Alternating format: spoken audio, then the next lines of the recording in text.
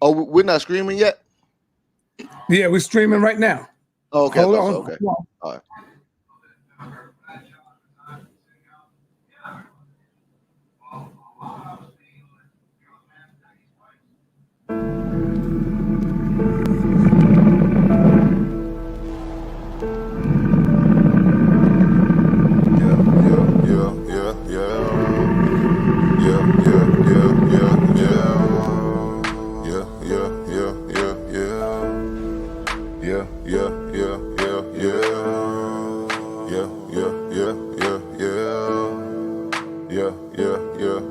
Get your sauces together and we gon' see them.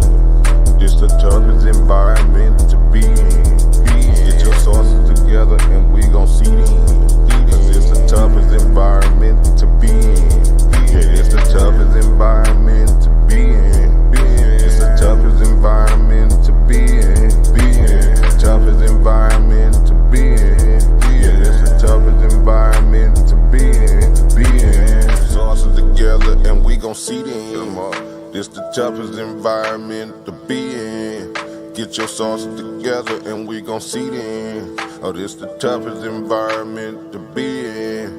Get your sauces together and we gon' see them. This the toughest environment to be in. Get your sauces together and we gon' see them. This the toughest environment to be in. This the toughest environment to be in.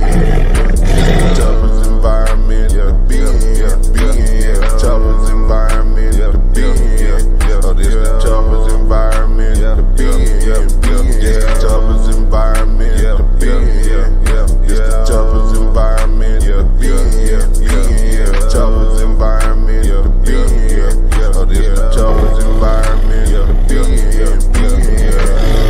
You don't really want that smoke, my G. Beat siding at a TV. Pressure on them streets.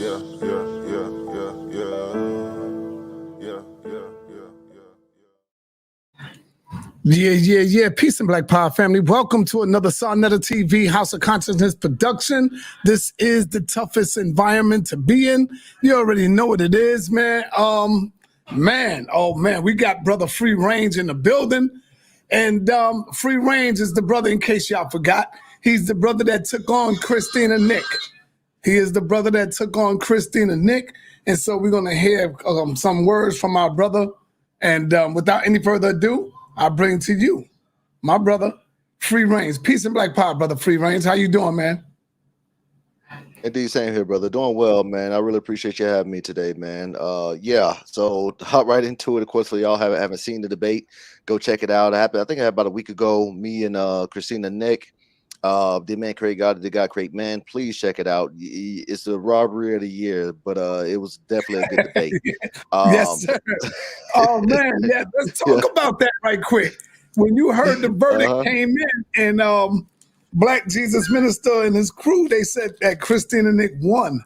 What went through your mind when you heard that, man? Complete shock.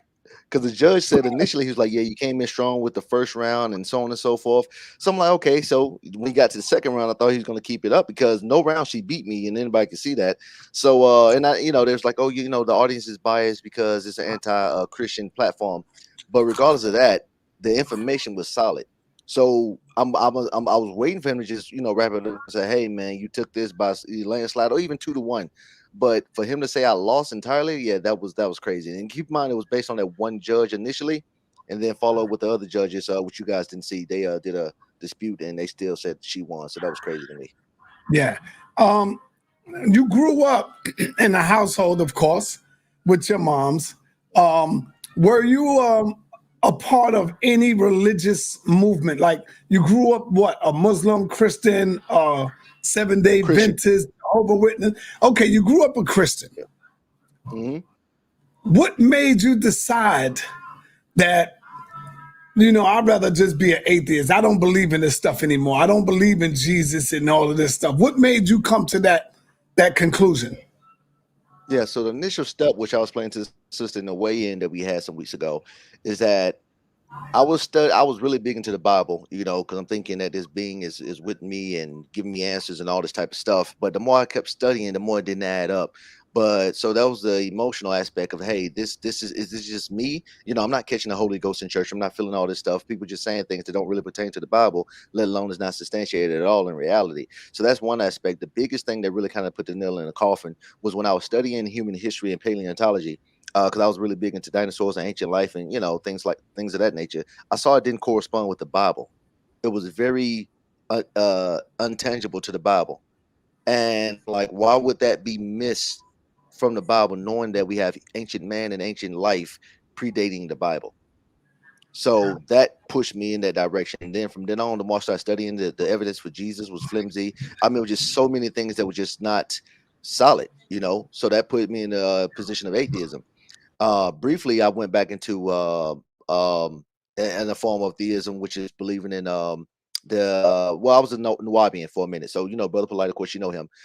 Before the whole conscious movement and everything, before you start hosting debates, I was a Nuwabian in Atlanta, and I met the brother years ago. But I was doing stuff before him, whatever. I wasn't too big, and I was in it literally for 3 or 4 years. It was after Dr. York went to jail and everything, because I was coming fresh out of high school. So anyhow, so once that happened, I realized my beliefs and a lot of the stuff I had was not substantiated either. It just sounded good. It made more sense, but ultimately it was still again not good evidence. So I went back to atheism. Okay. Now, how old were you in the range of leaving Christianity and going back into atheism? Because I know moms probably feel some kind of way. Oh, son, Oh what do yeah. you mean you don't believe in no God, or what's going on? Because till this day, me and my mom's, man, you know what Yeah. I'm saying? Yeah, yeah. Hey, I'll Yeah, tell you kick this. me My out if I mom, start talking about some Jesus, brother. right. She had a unique reaction because, all right, so I was just to answer your question. When I went into atheism, so I was in high school, I was 16. By 19, when I came out of high school, 1918, I went into the Nuwabiism, and then about 23, 24, I went back into atheism. But my mom then and now, she's still in denial. She think I still, because since I know so much about the Bible, she thinks I'm really a Christian. I'm just in denial, have an issue with God. So I like it's an emotional thing, and no, she really don't think I don't believe. Like she feels impossible for me not to believe. So she think, yeah, then I'm still a believer. So Right. that's pretty much that. Would you say that true knowledge can only be obtained by physical hands-on experience and never attained by the thought and philosophy? Didn't say that verbatim. No.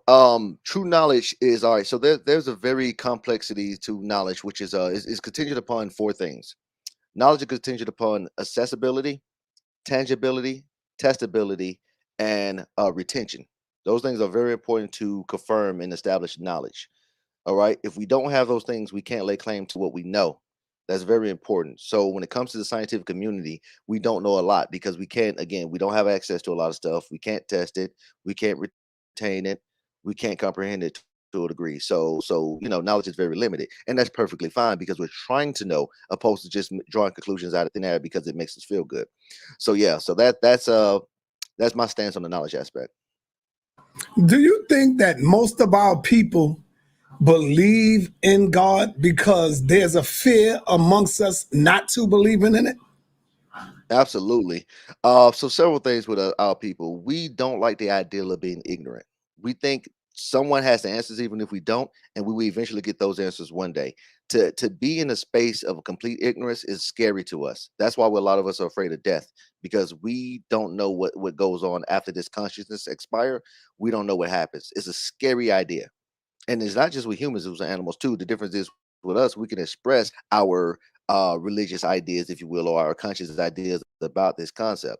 So yeah, we are terrified of ignorance, and we think believing in something substitute for knowledge, and that's not the case. Right.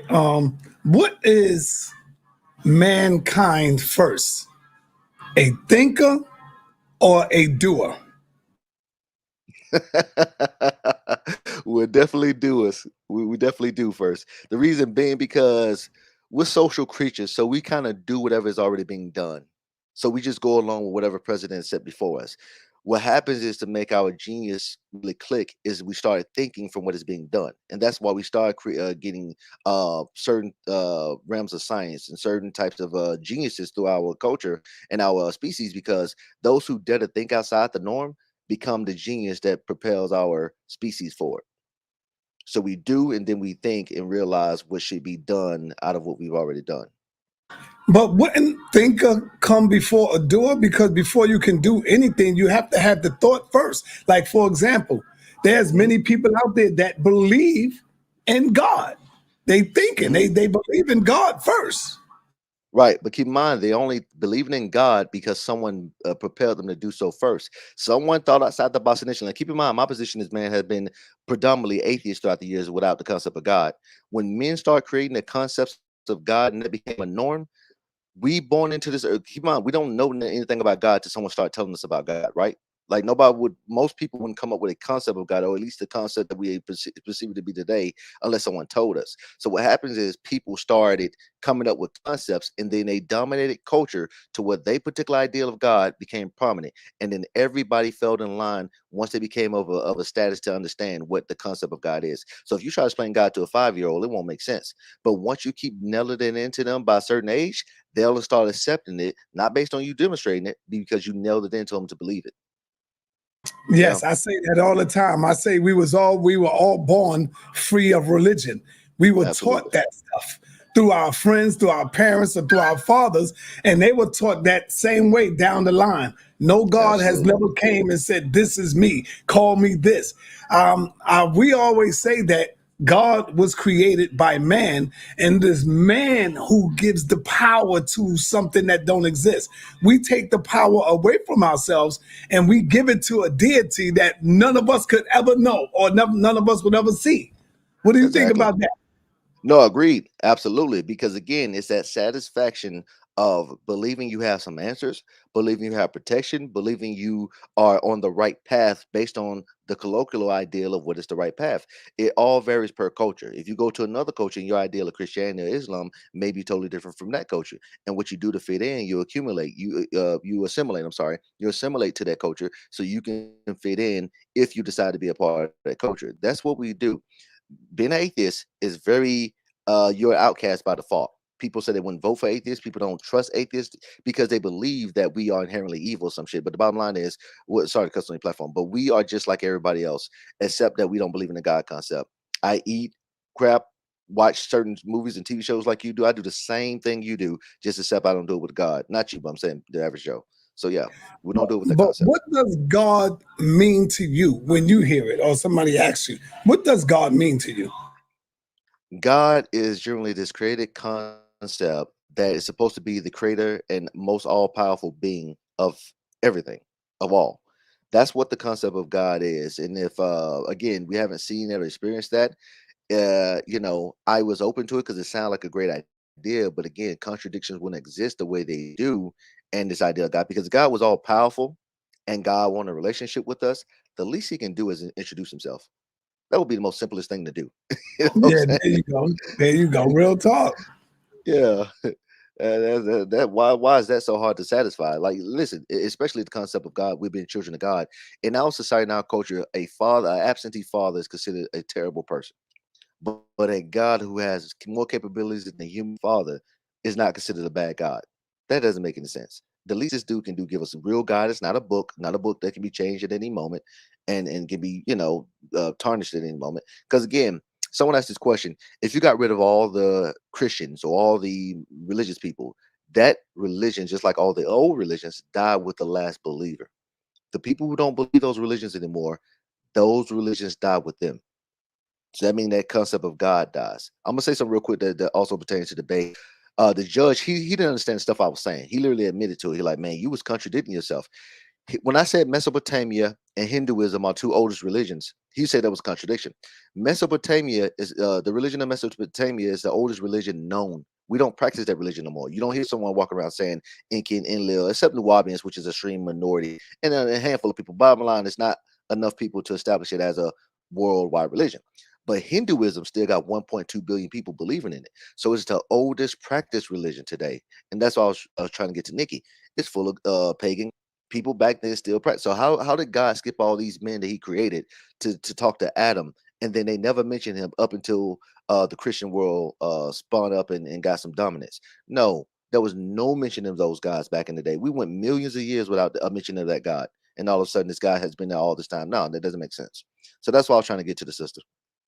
Yeah, that's some real stuff. And that's what I was saying as far as the judges and all that stuff go. I was saying the same thing. I said, yo, why is you getting judges? Let the people judge. The people smart enough. Because what if you got a judge that don't understand where the brother's coming from? You going over his head. So the judge automatically gonna rule against him because he don't understand. Exactly. But they don't get what I'm telling them. It's crazy, bro. Sadnetta, that's the discussion we had. First off, let me put this out there. I was the only atheist in the competition. Everybody involved, including the judges, was a former theist, and generally a Christian theist. A lot of Hebrew Israelite brothers in there. I don't think there was no Muslims, but so that was already a bias against me. And I asked them, I said, how do we eliminate bias? We had a big meeting with everybody involved. I said, how do we eliminate bias? Are the judges going off their prerequisite of what they believe, saying, hey, you have to produce this information, or are they going to be neutral, meaning that does this make sense? Does the evidence fit, etc.? They wanted me to show a lot of pictures, say, hey, man,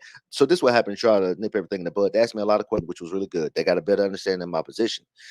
They said I lost, not because my stuff didn't make sense, because I didn't produce sources. And I said, well, by that logic, I can get anybody to agree with me. I can find a scientist that share my opinion, but does the argument make sense? Is it a better argument? Is it more tangible evidence? And it would be. My evidence was clear, and I'm wrapping this up really fast. We can show how man created God as we displayed. Every single culture, region, generation has made their own concept of God. That's 100% man-made. We cannot show a God at all, let alone we can't show creation. And that's the thing that got them. I don't think they understand that. And I think that bothers a lot of people. People want to believe there's a such thing as creation. If you study creation, we have no evidence of it. Now, the sister said something that was really good, that caught some people off guard. She said we create things in our mind, our imagination is creative. That's not creation. Let me explain something really simple to you. Everything we think of and examine is already created. So we're not creating anything. Everything we're thinking of is a mixture of points and lines. All our imagination is a combination of those dots and lines. Think about it. All the shapes and designs that exist, they already exist. We're not creating anything. So if I think of something, which you can't even verify what I think of, and I can't verify what you think of, but if I'm thinking of something, it is a combination of things that already pre-exist. I'm not creating anything new. I'm only using what's in my mind. Second thing, last thing I say on this, because I don't want to be long-winded. Creation is about things intangibility. Nah, go ahead, take your time. Go in and break it down, brother. Appreciate it. Creation is things intangibility. That's what, like I said in the debate, you cannot incorporate an idea because it's not tangible. You can always say, man, I thought about creating a TV. I thought about creating a car, man. That person stole my idea. Did you create a blueprint for it? Did you create an outline? Did you create an actual model? Because if you didn't actually show what you was creating, then you can't lay claim to it. We can always make that claim. Creation is a combination of modification as what we know it to be today. It is not bringing new matter in our universe, which is the God concept. God created everything, so that means he was making matter. We have never seen matter generated. That's why I was explaining to the sister. A thought is not matter, at least what we can tell. And even if it is matter, it's still a matter of so last thing. When people say they create something, like let's say you got an idea, like I've had ideas. When you have to put out those ideas that you created, the best way you can do it without actually making the model is drawing it. All of us ain't great artists, but let's say you're a good enough artist to actually draw what you're trying to create. It's still limited to what pre-exists. The judges asked me, they said, well, people don't create new ideas. Like, again, the TV didn't exist at a certain time, so it was created, correct? I said, yeah, someone did trial and error. They created a model, they built on that model, and now we got a TV. But when they started doing that, they was modifying things that pre-existed, and they built on the pre-existence. So when we got cars now, and we're going to have flying cars, which they already have, they just haven't put them out yet. That was built on the first model of the car. And then that model of a car was built off something. And we get all the way back to the wheel. We get all the way back to a rod. We get all the way back to something that pre-existed the end model. You can see the evolution of things that was quote unquote created because it started with a starting point that was a simple element that was built upon. So it's a lot into it. I'm just trying to paraphrase it, but I think you get where I'm going. Yes. Yeah. So help me out with this, because I be having problems with this here. You don't believe that there is a power that exists greater than yourself outside of yourself. And if that, because I'm asking you that, because I struggle with this too, right? But then I sit back and I meditate and I think and I say, damn, our tongue is in the perfect spot. Our heart is in the perfect spot. I mean, everything that exists within our makeup of the human body is all in the perfect spot that it's supposed to be in. You know, we go to bed, we wake up on time, and this is going on all over the world. Same thing with the animals.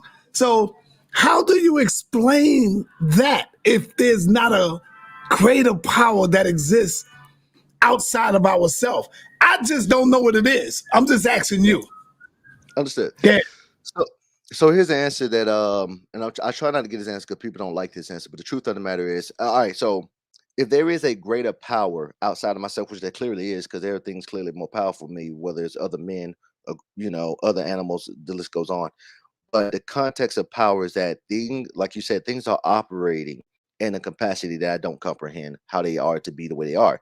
It's satisfying for the most part because we are existing the way we exist, which in all our reality, we can't live on Mars, we can't live in only about 10% of our Earth is habitable to humans.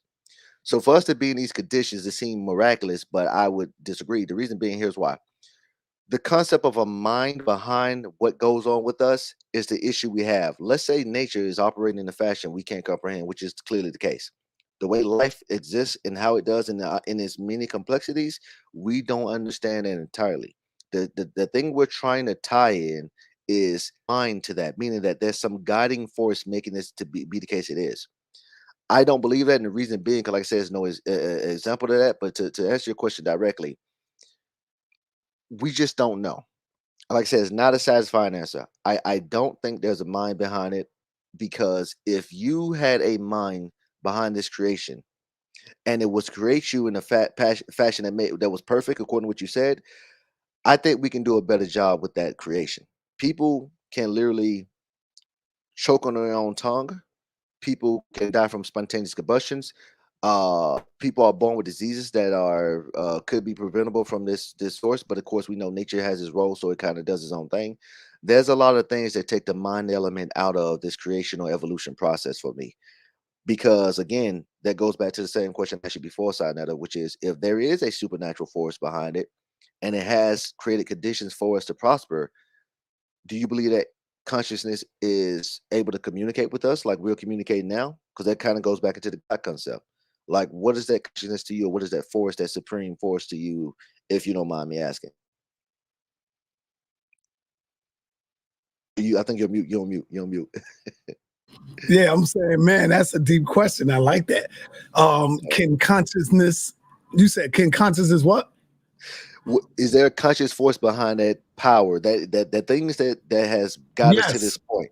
Okay, okay. So do you believe that Yeah. consciousness can communicate with us in a way that we can comprehend, like we're doing now, like me and you? Not everybody would understand the consciousness, that the way nature comes about, through the Mhm. power and force of Mother Nature. That could be a way of trying to communicate with us. Once we understand, just like our ancestors, we knew things that was coming. Like, for example, the birds that you see flying around, they knew when it's time to get up out of here. They know when the rivers is coming up. They know certain things. Now, I don't know, what if Mhm. they knew more things than we could ever know, because they have a sense of all of that. So they know when it's Right. time to go upstream. They know when it's time to come back down. The birds know when it's time to fly south. They know these things. You see? Right. But I'm not, I mean, I see what you're saying, though. That's deep right there. Yeah. Because here's the thing, though, and again, it would feel amazing to know that type of source, that type of the entity exists, and that we're tied to it directly. But the truth of the matter is, we are tied to it, because when we're talking about reality, we're talking about things that are tangible to what we experience, which is everything. Even if it's far remotely removed, we're still tangible to it, because we can have an effect on it, and vice versa. That is very important, because the all wouldn't be the all if we wasn't a part of it. So every part of us that is part of this entirety makes it what it is. So that's either very trivial or very important, depending on how you want to look at it. Okay, but if this entity exists, this supreme being that created, and let's just say for the sake of argument, aside that it didn't create everything, but it created us, which just goes into the Mesopotamian religion, of course, Andu and Enki. You know what they talk about, whether these ancient aliens created mankind. You're still talking about a group of beings who are super intelligent, and they came down and modified life to exist the way it exists now. But again, they modified it a certain way. And then you got these other set of questions. Where did they come from? Who created them? Did someone create them? Did someone engineer them? The question goes on and on and on. And that's fine, because human beings, we want to know. When you talk about space and time, which going back into the creation thing, space and time is infinite as far as we can understand. It's unlimited. And he's on the phone, but I can definitely for those who listening. So it's totally infinite in both directions. When you think of space and time, like for example, when we look at our universe, it's not finite. It just has a limit that we can see. And it's speculated to be, of course, much more vast than we can expect, which is again essentially limitless. Because what's outside of the outside wall? If our universe had a finite limit, then what would be outside of that limit? What is controlling that limit? What is keeping it all together? So people say, you can't comprehend God because God is infinite, he's eternal. I can, because in the context. All right, so let me say this to kind of put it in perspective. If you think of a number line is infinite, both directions. It's infinite. There's no last number. You can go on and on forever. Why can't time and space be like that? That's correct. It never ends. It has no starting point. So the question becomes, what is time? Time is only relative to certain points. So hear me out on this, side Netta.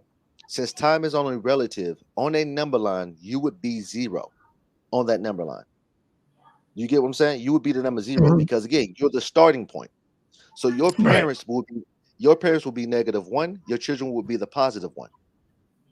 That's how the number line would be go to you, and to them it would be 0, and so to your children, you be the -1, they would be the 0, because it's only relative to the person that's experiencing the time zone. The reason why that's important, because if we can understand infinity, if we can try to get an ideal of it, we can kind of be satisfied with understanding that we're here to enjoy this time in this point in sequence as best as we can. And we're actually privileged to be alive in this point in time, looking at our human history. Shit has been terrible historically, very terrible for most humans. So we're lucky to be alive at this particular point. And if we're fortunate enough, we'll live long enough to hopefully explore other lives on different planets, understand our history much better. So it's a lot to learn throughout our ignorance, because we have to and this is what makes it hard for me to have discussions with a lot of people, because we are not satisfied with not knowing. We like to pretend we know stuff when we don't. It's perfectly okay to be ignorant, because most of what we know, most of what we have, most of our mind is ignorant about our reality, and that's an okay thing. It's kind of the opposite of what religion is and what we've been taught all this time, that there's answers and someone can give us answers, etc. No, most stuff we will never know, unfortunately. But yeah, so side note, you've been doing this for a while, man, and let me ask you, man, what is some of the most, and I know you're multitasking, but what are some of the most prominent debaters and studies you've seen to kind of formulate your beliefs? Like what has really got you to the most I'm gonna substantial tell thing you, that you believe in? brothers like Phil Valentine, Bobby Emmett. Now, of course, they got some pseudo in them, right? Yeah. And don't we all? That's the point I'm saying. We all don't know everything. So Correct. Yes. I know for a fact that Bobby Emmett, to me, is one of the most powerful brothers in thought by himself. He's the one that I would say really convinced me of that there's no God on the planet, that God don't exist. Phil Valentine, them old school teachers from back in the days. I don't know if you ever heard of them, like the Delbert Blairs, the Bobby Emmett. I don't think no one today on this day in playing field could mess with them teachers back then. They always say they are pseudo and stuff like that, but I guarantee you, Phil Valentine will destroy any one of them. He know how to get it in, Yeah. But okay. It's Okay, them cool. brothers. But let me ask you this question, though. Sure. As an atheist who rely on only what you can see, touch as proof of things existing, how do you explain the statement from Einstein? Reality is merely an illusion. Abbott, a very persistent one. That is a very great statement, and let me give context to it. So it goes back to what I said about comprehension, which is knowledge. We are extremely limited in what we know, because again, accessibility, tangibility, comprehension, retention. The reason it's illusion because your mind can trick you into thinking you know something, which a lot of us do. We think we know things, right? We Right. really are convinced that we know certain things. I call it the parent fallacy, where all of us believe the people we think are our parents, but we don't really know that. They may know that because we came out of them, but we don't really know that. So we trust them for it. But if someone told you that your parents weren't your parents, we would be like, man, get the hell out of here. No way in the world. Even if your parents came and told you they weren't your parents, it would shock you. The reason being because we are so convinced that we know certain things and we cannot be deterred otherwise. Hence, it is just an illusion to us what we think we know. We can't test certain things, so therefore we have to trust and believe certain things that we accept in our reality, and that's perfectly okay. The issue is what is reasonable to believe and what's reasonable to accept. That's the difference. So someone said my parents were my parents. It may take me a while to come across to get along with that and adjust my reality to that. But someone said, well, you descended from actual like your grandparents are actually elephants. I was like, no, that's stupid. That's too extreme. That's dumb. I'm not going to entertain that. But certain people, I mean, or actual people, yeah, that's logical. If my parents was white, like say you really came from white people, that's not believable. That wouldn't be believable because again, we understand the math of it or the science of it at least. So what I'm giving is extremes of what's believable and what's not believable. And what is believable at this point in time, like a lot of us, most of us know we came from our parents. Oh, I won't say no. Most of us truly believe we came from our parents, and there's enough evidence to suggest that's the truth. And then in rare cases, we like I just had a friend who just found out she's 56. She just found out her mom wasn't her mom. There was a mix up at the hospital. So in that case, but the bottom line is I'm saying that imagine how that shakes up a person's reality that they have lived this delusion their whole life that their life is not their life. They had to, they could have been somewhere else or been with someone else, etc., etc. So I hope that makes sense to you. But yeah, our what we think is true is subject to what we believe and what we accept as truth. Do you think that God can mean different things to different individuals? Yeah, yeah. It's a very subjective term, which I wish it was more definitive, but it's extremely subjective. We got cultures who believe in, animals that were gods and certain aspects of the weather that had particular deities for it, etc. So yeah, it's extremely subjective, and I respect people's views. I'm not one of those people who say you have to be an atheist or something like that. But if you have this concept of God that is sensible to you and that you understand the context you're using it in, I can respect that. But when All right, you but try to, some people will say, sorry for cutting you off. Some people will no, say you good. that, you can't prove God. You can't prove God's existence. What do you say to that? Because there are people who can prove God's existence. I knew you Again, would laugh at that when I say that God can mean different things to different people. right. For example, Mhm. what if they say, my God is my money? My God is my mother. That's Mhm. the only God I know. So when I say some people can prove their God existence, that's what I'm talking about. I agree with you, but here's this: you heard of atheism, but like I told the system, igtheism, ig theism, igtheism. That's the concept of God being incomprehensible, meaning that you can make it what you want it to be. So if you say, I believe in God, God is my money, and I can show you my money because that's what I worship, I can buy that. But again, you trivialize the concept of God now to the point where it just means whatever the hell you want it to mean. So that's fine. Your God exists, but it's not my God, and it's not a God that I would respect. Right. And that's why I asked you the question, can God mean different things to different individuals? And that answer is Uh, yes. Now, when we get into the absolutely. realm of the spooky stuff, I'm with you on that. Oh, God is up in the clouds, and God woke me up, and God can raise the dead. He can do it. Now I'm not with you. I'm not with you on that. You see what I'm saying? But when you really read Right. it and look into it, yeah. Hmm. Yeah, yeah. So here's this man. People, God concept is narcissism in a lot of cases. The analogy you use about God is your money. That's fine because it's not really narcissism. That you saying this is what I value. This is this type of source that I rely on. That's fine. But the idea that a supernatural being is your personal friend and it talks to you directly, that's insane. Because right now I'm talking to you, side. Now there's people witnessing us, and they can see that we are having a conversation. To pretend that you can only understand me is a narcissistic. Like they don't get you, I get you. Like that's crazy because they can comprehend me the way you can comprehend me and vice versa. But to think that God is sitting there giving you guidance directly, telling you little secrets of the universe, saying you're gonna get into heaven and everything you do is right, that's goes back to the Einstein quote. That's your delusion telling you that you're doing the right thing. God is everybody's yes man. God is everybody's yes man. God tells everybody what they want to hear. Don't that sound like a narcissist? It wasn't. No, don't worry about them. You're doing the right thing. They only hating on you. The social media is full of these narcissistic statements about how you're always right and everybody always wrong. And if you do something wrong, oh, it's just a matter of time, before. What's up, Bobby Banger? It's just a matter of if you How do you something doing, wrong, it's brother? just a matter of God is testing you. Hanging in there, brother. God is testing you, or God is trying to show the evil that's around you, or some shit. So again, it boils down to you trying to yourself over other people. It used to be a little humbling thing to believe in God, that you're trying to do something in favor of a higher power because you want to be on the right path.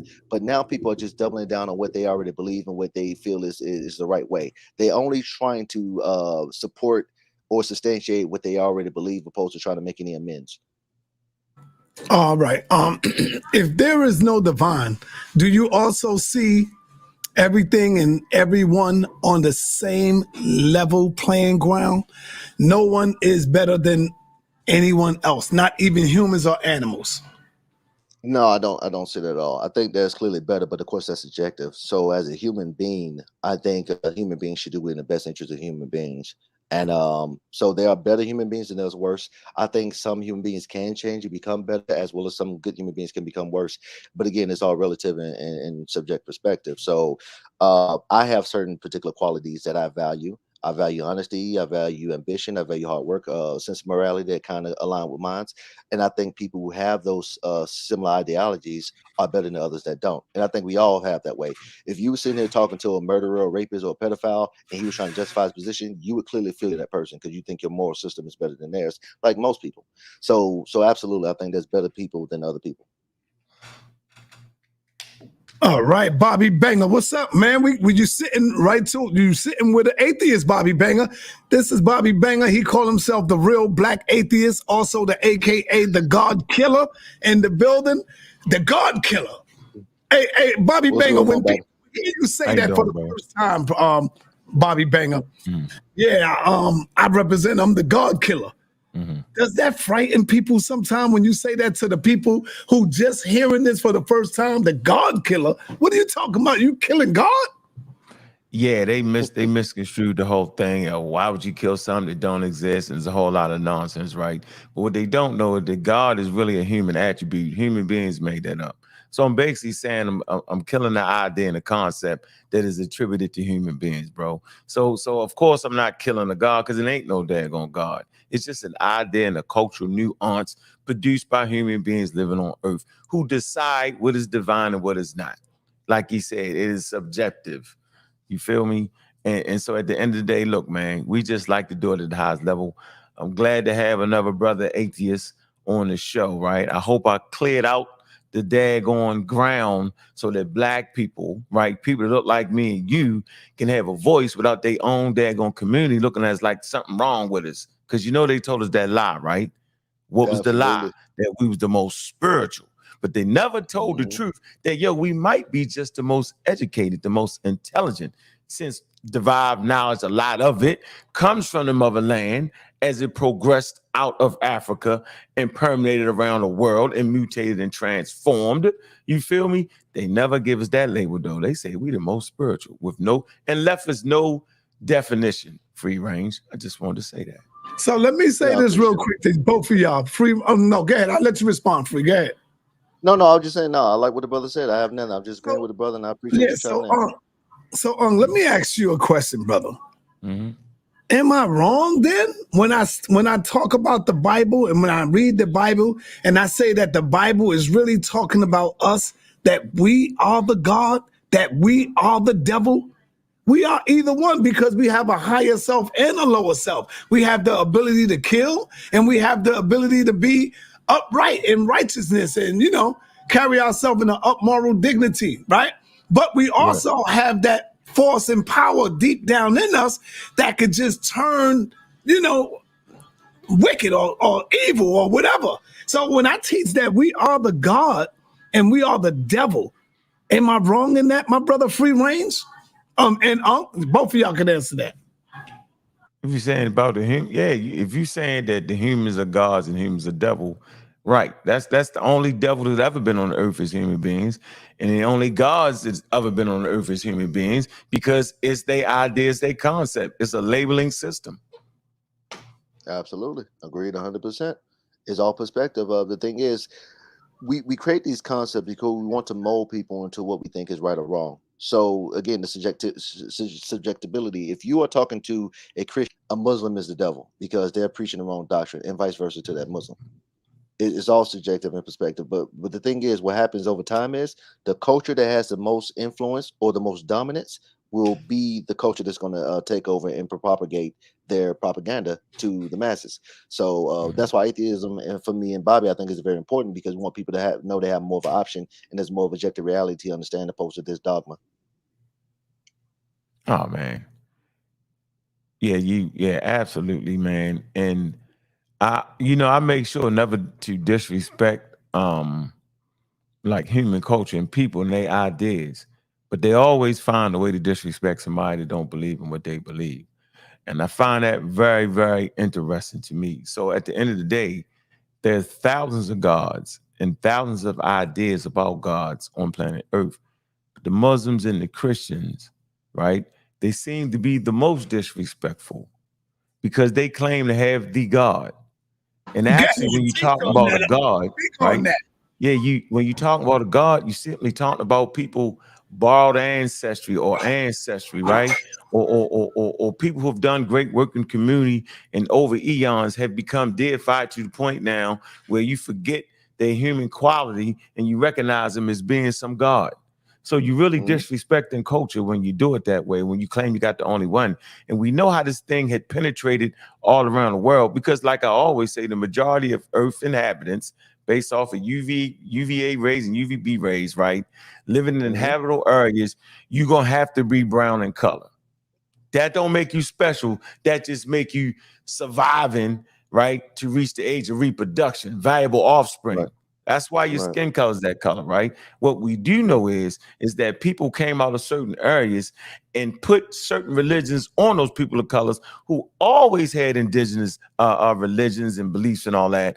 And they made their religion the best, right? And they based it off of their perspective, of having navigational equipment, intercontinental ships and sails, things that gave them an advantage to go to different areas. And the carnage is there. Wherever they went, they either knocked out the native population, not even trying to do it, just giving them old world diseases. Like that's what happened to the New World population, right?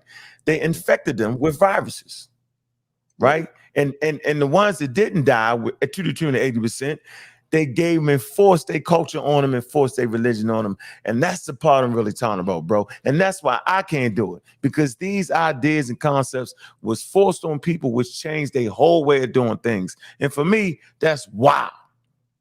Right. So that'd be disrespectful. The most important thing is I feel what you're saying. And it also took away from them their true identity and their culture. It did that. You see what I'm saying? Now, let me ask both of you brothers this. Both of you. In free range, you can go first.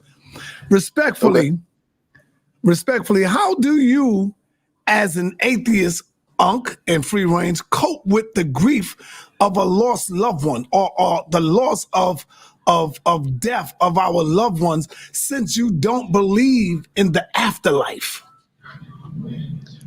Okay, great question. Absolutely, yeah. Just had two of them recently passed too. The same way you guys cope with it, with the exception that I believe that they're going to, because again, regardless if I believe I could talk to them or not, we never had anybody talk to their ancestors, but people would like to believe so. But the bottom line is that I reflect on their lives the way we normally do and try to cherish them while they're here. That's why it's the exact opposite for me. I don't like giving people their flowers while they're gone. I like giving it to them. So what I generally do to value the life while they're here, because that's only the existence only reality we know exists about them, is that I spend time with those relatives. I call them routinely and I tell them, hey, love you, hope you're doing well, check on them, spend time with them, etc. Because I know this time is finite. And I don't know what is supposed to be expected from them when they pass, meaning that is they're going to another realm or they reincarnating. Don't believe in none of that. Haven't seen any of that. Me dealing with the grief of it is that I understand that loss is permanent. There's nothing to be done about it. I take my time to try to rebuild, separate myself, understand that this is just a process. And what it usually do for me, and I don't know about other people, it usually do for me is make me value. And I think actually it does this for everybody. I think you kind of realize that this thing has a stopping point. And a lot of us start thinking, I need to travel more. I need to eat better. I need to learn a new skill. I need to do things to make this worth my while. And I told my family, I said, listen, if I'm ever on life support, don't pull that plug. This is the only life I know. And I'm gonna make this shit worth my while. Sorry to cuss, but I'm gonna make it worth my while. Don't ever pull that plug. I don't ever want to take a gamble unless you feel it's suffering and I beg you to let me go. I still want you to second guess yourself because I might be just in that moment. But bottom line is I don't know any other reality. This is all I know. And every other life we can look at outside of humans do the same thing. They try to stay alive because that's it for them. That number line ends for them once that brain lose consciousness. So I deal with the grief like everybody else do. It does hurt. I don't try to supplement my reality thinking that I'm going to reach out to them some other day. Their consciousness as it is, as I know it for now, is what it was up until the point they died. Sorry to be long-winded, but go ahead. But yeah, that's all I want to get No, out you're there, not that I try long-winded. to value them while they're here. Hey, Yeah. so for me, But yeah, go ahead. I just share your sentiments on that. And the moment you realize that ain't no way to go and it ain't no God, it's the moment you realize that you can die. And I think that's important. And the moment you realize that the relationships and the friendships we build, like me and Sarnetta have been friends for about 15 years now. We've been through ups and downs, our ebbs and flows, right? And you realize you respect that. You know, the moment I lost my mother and my father, that's when you realize your ass is grass and you're running towards that shit faster than you want to believe. Right. And you're not going anywhere. And so I cherish the moments with my mother, my father, to the point where I remember the things that they taught me. And even though they've passed on, right, there are things and qualities that they have imparted in me that I can still use today. Wisdom, right? But you do better when you realize that this shit really gonna be over. Remember, human beings, they mind, right, is not designed to accept death. And so human beings can't really envision their own death. We never think we're gonna die. That's why we don't get insurance policies. That's why we don't get the stuff we're supposed to have. That's why we stay eating crazy as hell, because we never know, we never believe we're gonna die. But in reality, when you become an atheist, you be like, my ass is done and this shit is final. The religion keep you living after you die. Oh man, when I die, hey, we can get it in heaven. We don't gotta work hard, get that money. We're gonna get ours in the afterlife. See? But the atheists be saying, if I don't get that shit right now, it's over with. If I don't build something to leave for the people, it's over with. If I don't get some land and houses for my kids, I might be gone tomorrow. So for me, man, knowing that this shit is final and ain't no other play, make you realize, yo, you better respect the day. So what do you say to the concept? Because Khalid taught us this, Minister Farrakhan and all those who are in the 5% nation, is that all energy is constant. It just changes forms. You don't believe in the concept of reincarnation? Like, this is what keeps this thing going and going, that we may come through the womb again? I'm just saying, I'm just throwing it out there now. Go ahead, free reign. So here's the thing. Energy is constant and transform. What we don't see is consciousness transforming. Every time so again, when I leave, there's no reincarnation of my consciousness. You won't speak to another being like me. I'm very unique. Again, you can look at that two ways. That means I'm very special, or that means I'm very expendable. But the bottom line, there's only one me in all of existence. So my consciousness is finite. My body and everything that makes that up will transform. So every person, like the persons you love, they're very valuable. This is the way I say it, they're very valuable to you. You're not going to get another one of them. You're not going to get another one. So when you die, your body breaks down like all energy does, and it becomes used by another source of energy. Okay? But your consciousness has its limit. It's like a computer. Once that hard drive is over, it's over. That data is gone. You could take the parts of that hard drive and put it into another hard drive, put it in something else, but that data is gone. And that's what's very important to understand. So I hope that answers your question. Let me add. Go ahead. Absolutely. And so actually energy is just a measurement. Okay, that's what really it is. And the pseudo will misuse this term horribly. Energy transfer, yeah. You know, if I pick up this phone, I just transferred energy. We measure how much it took for me to make this phone move, and that's the transference of the energy. On planet Earth, never forget this, right? Death fuels life. Once again, death fuels life. So as those salmon swim back up those rivers, right? Like Colorado River, stuff like that with salmon, right? And they die on the riverbanks. They decompose. And as they decompose, right? The nutrients and stuff is taken in by the roots and the plants in the forest, right? Right. And things that fall off the tree and die, the leaves that fall down and die, right? The monkeys that fall off the tree and die. All these things die, right? But out of the death comes life. Out of my death, my children will live. So on planet Earth, the rule is death actually fuels life. Just want to put that point in there. You ever heard religious, though? Just for the record, they was religious, bro. Let's just keep it a buck. Yes, they was. Now, I'm quite sure you ever. I know you did because you listened to Bobby. You grew up with Bobby. You grew up with Phil Valentine. And although you were pseudos, we all got some pseudo in us, and I always say that. But goddamn, the teachers today couldn't deal with no Bobby Hemmett, and they couldn't mess with Phil Valentine. You just included, you wouldn't be able to sit with Bobby Hemmett, trust me. He would know how to come at you. You know, he would know, all right, I know I'm dealing with a brother that's dealing with the mundane consciousness, so I know how to deal with him. Bobby will crush you. Not me. You. You forgot we was on Blog Talk together. I know. So let me ask you this. Position, but go ahead. I'm gonna let you have that. I heard of somebody say, and of course, Bobby Hemmett and all them say that, you know, you're gonna have to come back and repeat this cycle again. If you don't get it the first time, you gotta come back to this earth and repeat the cycle again. Have you ever met a brother, a young brother, and you be like, yo, how the hell you know this knowledge? You too young to know this knowledge. Could that be one of them young old souls that been here before? Because I met a few of them that I be sitting back like, God damn, this, how the hell this dude know all of this stuff? He's a young old soul. Yeah, you just said, and I remember Bobby Hemmett and them because I done sat down, I done been to Bobby's house a few times. Sat down, he got an altar in every corner of the damn house. An altar in the bathroom, an altar in the bathroom cabinet. He still keep the Christmas tree up. An altar in the fireplace in the corner. Baby, all kind of shit, right? Okay, bet, right? But this concept of reincarnation is actually a Hindu tradition. It's Hinduism, right? So when you say that, you see an old soul, that's just talk, bro. That's just a younger person that sat down and somebody either read to them when they was growing up, or they do a lot of good reading to understand what's going on, yo. They just more aware that, like right now, you got people just reading on the 5th grade level.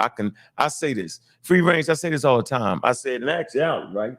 When we trying to kick science and stuff, bro, we need to just come with this right here. Right? High school books. You don't go past the high school books. Right? Don't 5th grade text, 6th, 7th grade, 8. That's enough. Right? That biology book behind me, yo, you can see that right there, the agreement in that. That ain't for us. That's college, university. Right? We need these to get biology. So what I'm saying is, I'm not thinking no reincarnation. You know, there's no reincarnation. What it is the transference of genes. Right? And genes, right, cause other people to be similar to each other. It's the genes. It's the way he just touched his glasses, right? The way his hand movements, right?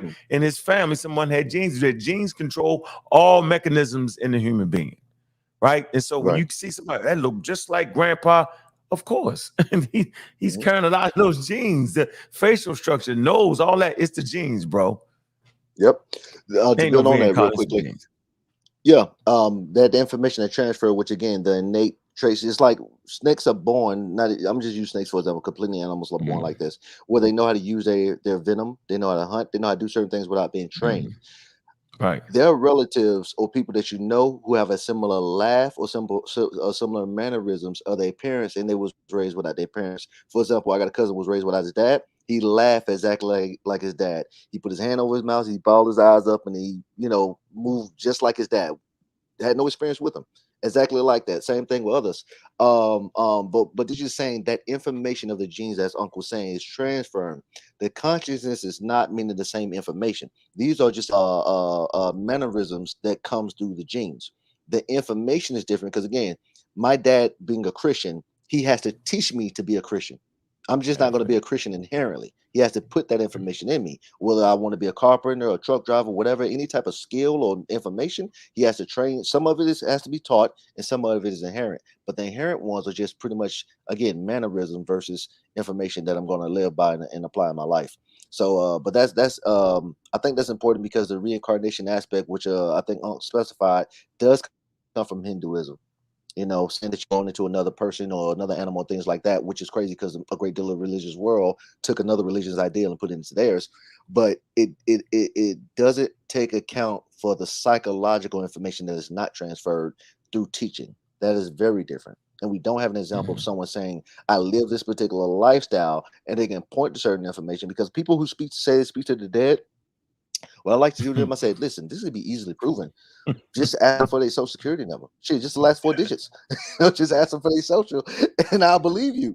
This is something that you probably wouldn't know, but they would know. And they had a social. So ask them for their social. And I'll believe you if you can just show me that. So, but again, with the reincarnation thing, you could do the same thing. You can ask information about the reincarnated, and it's never panned out to be true. It's always they just got an old soul or some mess like that.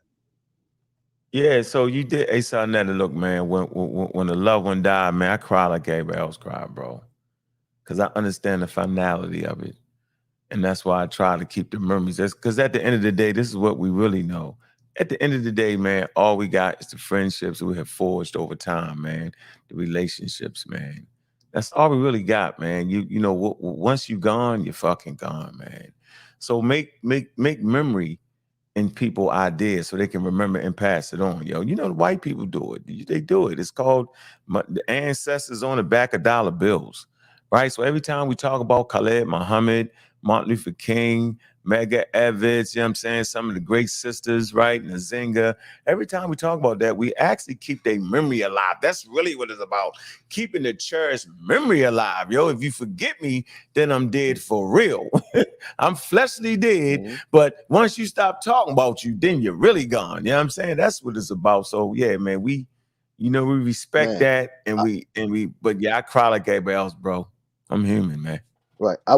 I want to add on to that. That is extremely important. That's the only way to immortalize yourself. That's why celebrity is key to pretty much every culture. People want to be celebrated.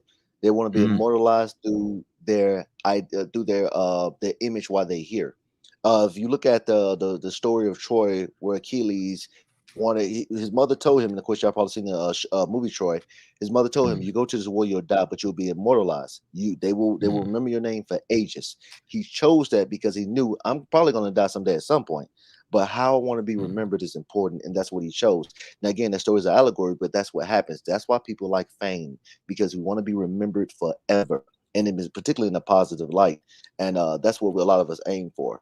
So establishing a legacy is important with your children, but being known for great things is key, and that's for men and women. It's just a human thing that we have, which in my opinion goes into the godship.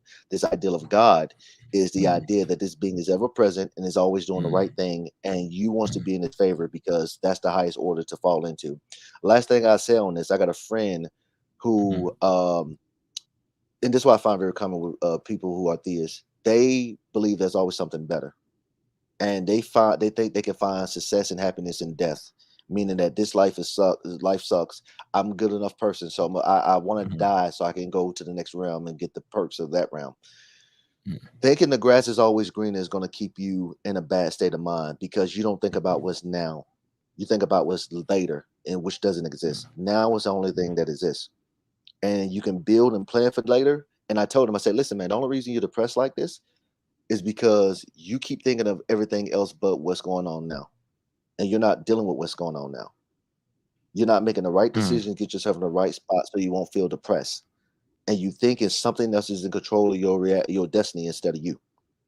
If you keep depending on that, you're going to stay here and nothing else will get fixed. And that's where he is. That's where he is. And I asked him, I said, why do you Mm. want to believe this stuff? The crazy thing about it, when I got into Nuwabiism, I taught him a lot of stuff, and he started believing in the stuff. And I felt bad for it because I went back to atheism. And I tell him, hey, bro, yeah, 'cause I told him, I said, hey man, you gotta understand Oh the stuff you wow. telling me, I taught. Yeah, it's like the stuff you telling me, I taught you. So you should ask me, why do I no longer believe in it? It's very important. And it eventually boiled down to, in clear words, he said, I believe in it because I want to believe in it.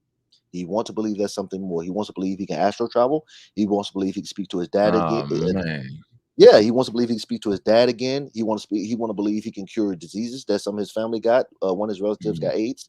He want to believe these things are just real because it makes him feel good. So he deludes himself to have this mentality, and it's harmful. Mm. So Mm. it's sad to watch. And I told him, I said, love him like a brother, known him for years, but I told him I can't help you because you want to be this way, irregardless of how detrimental it is. And I see a lot of theistic people live like that, and it's really sad. So, Mm. but yeah, So did you talk about, it's two things we got going here. I want to ask you. First of all, you see the comment on the screen, right? So what yeah, I want to do this quick commercial real fast. Got this debate coming up, man. All right. okay, And then I want to get into the evolution question, the monkey question, and how'd you get yourself out of the New Wapian thing. So we share that in okay, common. All right, but let's get right here, okay. man. Is the Kemetic priesthood the prototype of the Levitical priesthood, man? Y'all know it's going down June 24th, man. 7 o'clock, man. Be in the building, man. Them tickets is flying fast, man. Welcome to the big leagues, HOK, man. Sarnetta TV production, man. Look, this is the inaugural event with having two powerful sisters come through the spot, man. All right. They pitted against each other using their wisdom and their knowledge, man. This is what's going down. You got Sister Nepal and Sister Christine. One representing the Kemetic side, the other representing the Christian side, man. We trying to figure this thing out, man. I wonder who gonna come out on top, man. This thing gonna boil down to who don't lose their composure. See, I know how this go. When you're in that tight room, right? When all you guys are intellecting them slides, man, who gonna be witty enough to counter a person? Who gonna be able to make a slide on the run? Meaning, like in the middle of the contest, bye bye, can you make a slide? Brother Sanchez, yo, he was making screenshots on the fly, bye bye. But I already had the answer to the test ready, bye bye, bye bye. How they gonna be? Is it gonna be able to keep composed? Are we gonna understand what they saying? How they gonna speak? How they speech gonna be? What level? When they gonna add the tone in? When they gonna take it out? When they gonna lower it down? When they gonna hit us with the sweet stuff, right? To make us smile, right? To get their point across. All these things in the game, man. Be there June 24th, man. It's going down, man. So look, man, let's get back right to this interview, Mr. Free Range. And Mr. Free Range, man. You know, and I know, as soon as you start talking about evolution, Charles Darwin, you get smashed up. So, man, give me your take, right? Are you a Okay. creationist, right? Or are you dealing with Charles Darwin? Which way you going? We want to hear your take. Then I don't know where you at. Gotcha. I'm leaning closer to Charles Darwin. Definitely not a creationist. Here's the thing, that people don't understand the creation. I'm sorry, the evolution process. It's not saying we came from apes. It's only saying we share a common ancestor. That's all.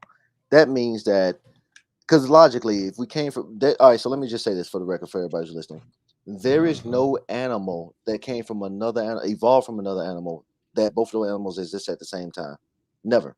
So if we came from apes and exist anymore, that means we share a common ancestor at a certain point in time. And again, that's just theoretical. We could have came from a whole different life form that was similar to apes. Then of course you go into the ancient alien stuff where we could have been genetically modified and so on and so forth. But theoretically, we evolved from them regardless of the modifications. Was very so the correlation is, when you look at dogs and cats, at a certain point in time, scientists believe they stem from a similar ancestor also. Dogs and cats, they shape the same, they operate similar in some fashion, but of course they're very different. One can climb trees and have claws, the other will bark, etc., right? But at some point in time, millions of years ago, they have a similar ancestor. Somebody said dogs and wolves. No, God, dogs were genetically modified from wolves. I don't think you guys understand that. Like, y'all gotta understand, jackals and wolves, they were over time, men bred them into a certain way. That's why we have so many different breeds of dogs. We bred them a certain way. We took deformed animals, and we particularly dogs, and we bred them a certain way to make them what they are. So you can actually Artificial, look that call it up. artificial selection. It's called artificial selection. Yeah, Just for the record. exactly. Yeah, fair enough. Artificial selection. So yeah, so but in summary to what you was asking, absolutely, we have evolved. I mean, it's a simple process, is to not get into all the science. Creatures in certain environments are liking to change or adapt to the environment. I won't say adapt, but what's the word? The genes will modify Adapt. to You the. said that. You said Yeah, I that. guess you could say, yeah, adapt to the environment over a period of time genetically, if the process is allowed, if the time allows, meaning that you can't have an extreme change, you're gonna die right in that moment. But as time continues Yeah, and the it's species is in gradual. that, yeah, it's gonna be Mhm, gradual, right? And we can mhm, see there's tons of examples of that. So that's not a hard, far-fetched thing to acknowledge. What is hard to acknowledge or even accept is the concept of creation, meaning that we're adding new matter into this universe by some force. Because that's what it is in the mhm, debate that I had. They're saying a being existed, as always mhm, existed, super intelligent, perfect, but something inspired this being to add new matter to this universe. mhm, mhm, Now, why would he do that if he's super intelligent and perfect? If it's perfect, it is what it is. There's no change. And then, as I mhm, was saying in my debate, Sister Christina was saying that mutations are happening because we're evolving based on us race mixing and all this other stuff, which doesn't make sense because we all supposed to came from the same people. mhm. None of this stuff makes sense with the creation story. But the key thing that stood out in that debate, as well as just now, and I asked you all those who are listening, give me one I example of saw that. something that was created. Yeah, and by the way, I do want to get your take on the debate too. But can anyone give me an example of something that was created, not modified, but new matter being added into our universe? If anyone can do that, then I'll change my position on creation. But so far, we haven't been able to explore that. Mm. So you said leaning towards. When you're not sold yet. Where you at? Well, Because you said you were well, yeah, leaning. yeah. I What would you say lean? so because as time go on, the more we learn, the more we have to change our Mhm, position. So right now, that seems to be the best evidence right now. I don't like making definitive stances on things because I know we're limited in mhm, what we know and what we can mhm. prove. So I just got to say that I believe that is the best model at this point. I like that. I like the way you said that. And so science is never, science works in approximates. So Exactly. approximately Exactly. speaking, right, that Hmm. we're more likely, human beings are more likely to evolve over time by the process of natural selection and other processes, right, dealing with other mechanisms, right? Then we are created by some God. They don't rule it all the way out, though. They don't, because that's what science is. So I like that answer right there. And yeah, but humans are apes, just for the record. We don't come from apes, scientifically classified as apes, right? And mammals.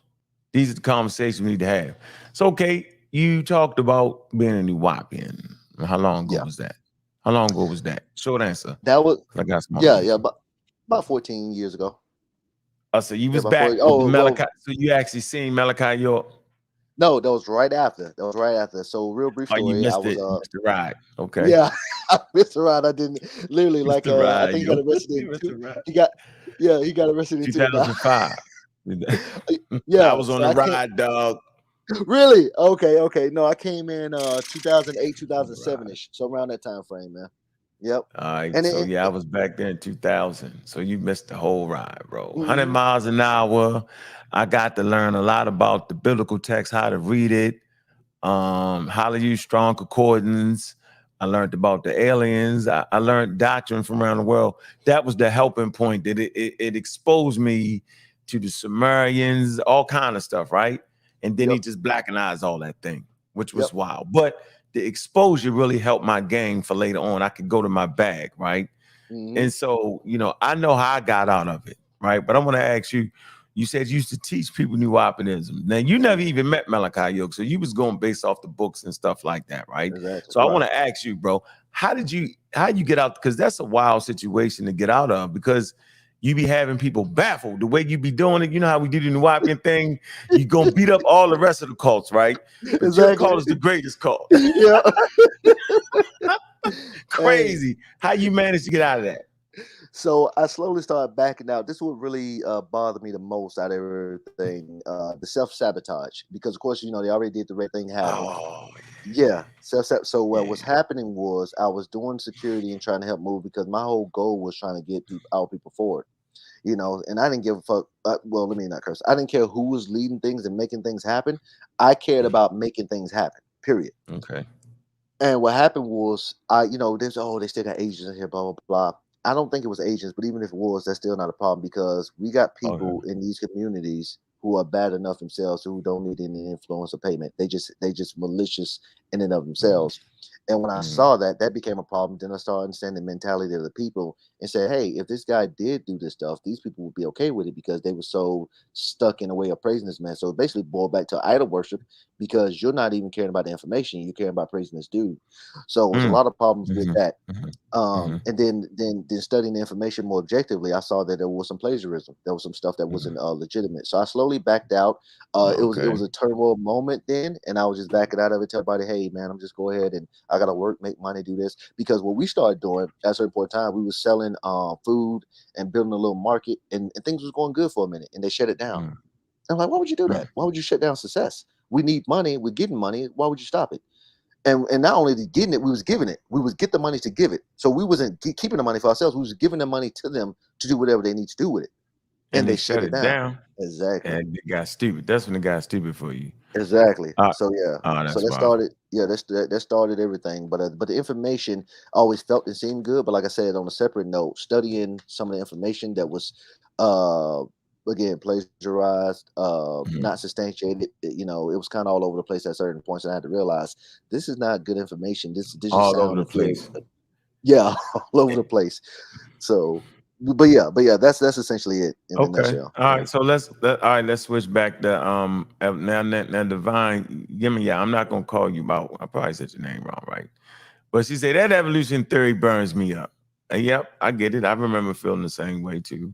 When I didn't understand, I just couldn't phantom in my mind, that all humans, derive from the same place. And then she says right here, she said these Europeans used Charles Darwin to cover up a serious truth about creation. What do you think about that? I want that to be a question. What do you think about that right there from the sister? I think How that's you feel insane about that? because we pretend like Europeans, we pretend like Europeans are the Don't only bank on the scientists. sister. I'm sorry, sis. I'm sorry. I'm sorry. Sis, you're Oh, beautiful, damn. but I think your logic is falling short. Oh, Oh shit, go ahead, my fault. Go ahead. oh, you get no. I thought she was talking. I said, oh, she jumped the stage, but no. No, don't But have an no. answer for that. That was the AI. Go ahead. Okay. But no, I think it's crazy because we talk about Europeans as they have the sole authority on information and science. That's not how that works. When you study Mm, science in and mm, of itself, which is objective, is not based on anybody's personal opinion, you get to see the actual information correlating. And we see, mhm, I'm talking about fossils, life, even of our lifetime, seeing how it changes over time. So we have a lot of examples to say, hey, this is consistent with what we can explore. Again, sis, and I'm asking you, sis, just think about it. Give me an example of anything that's been created, and then we can start entertaining the idea of us being created. So if you can do that, and when I say creation, I'm talking about adding matter, new matter that wasn't here before, that didn't exist. And in order to do that, you probably have to go to the source, which will be God in your situation, and then He could show and provide, or she could show and provide that. But you can't do that, or you haven't been able to do that. But that would be the most simplest thing ever, and this is why this fall apart. I land on this. This is why it's fall apart mm, because a simple requirement can't be suffice, and that's insane. Right now, Uncle, if I mm. told you I knew Jay-Z and the man gives, we talk all the time. Just call him. I'm like, man, I can't do that, man. I'm busy. I'm on the screen guard with you. Like, oh, okay. Well, when Mhm. we get off screen guard, you just call him. I mean, you talk to him all the One time. I day. mean, Yeah, what I'm saying? one Like at day. some point, Mhm.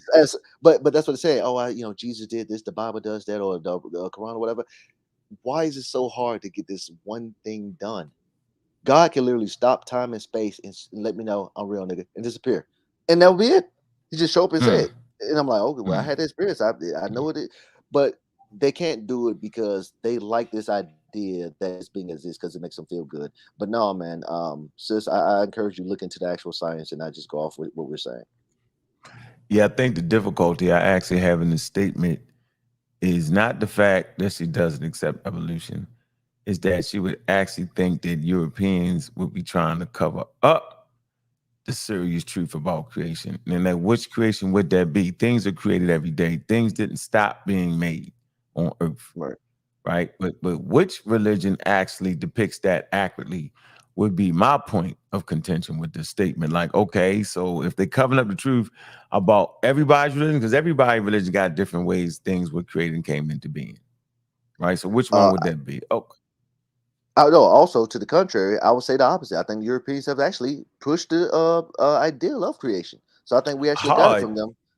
hard, All right, we got it from them. So hard it's to the body. contrary. Yeah, she's saying that the Darwinism now is the opposite, baby. The reason why that belief is so much popular because European pushed that more so than any other belief system. So yeah, the Hmm. evidence is different, baby. All See, right, so ape we got another evolution theory. question from the chat. Y'all put y'all questions in the chat, man. I'm gonna figure out we can open up the panel, man, and let my brother form some questions right here.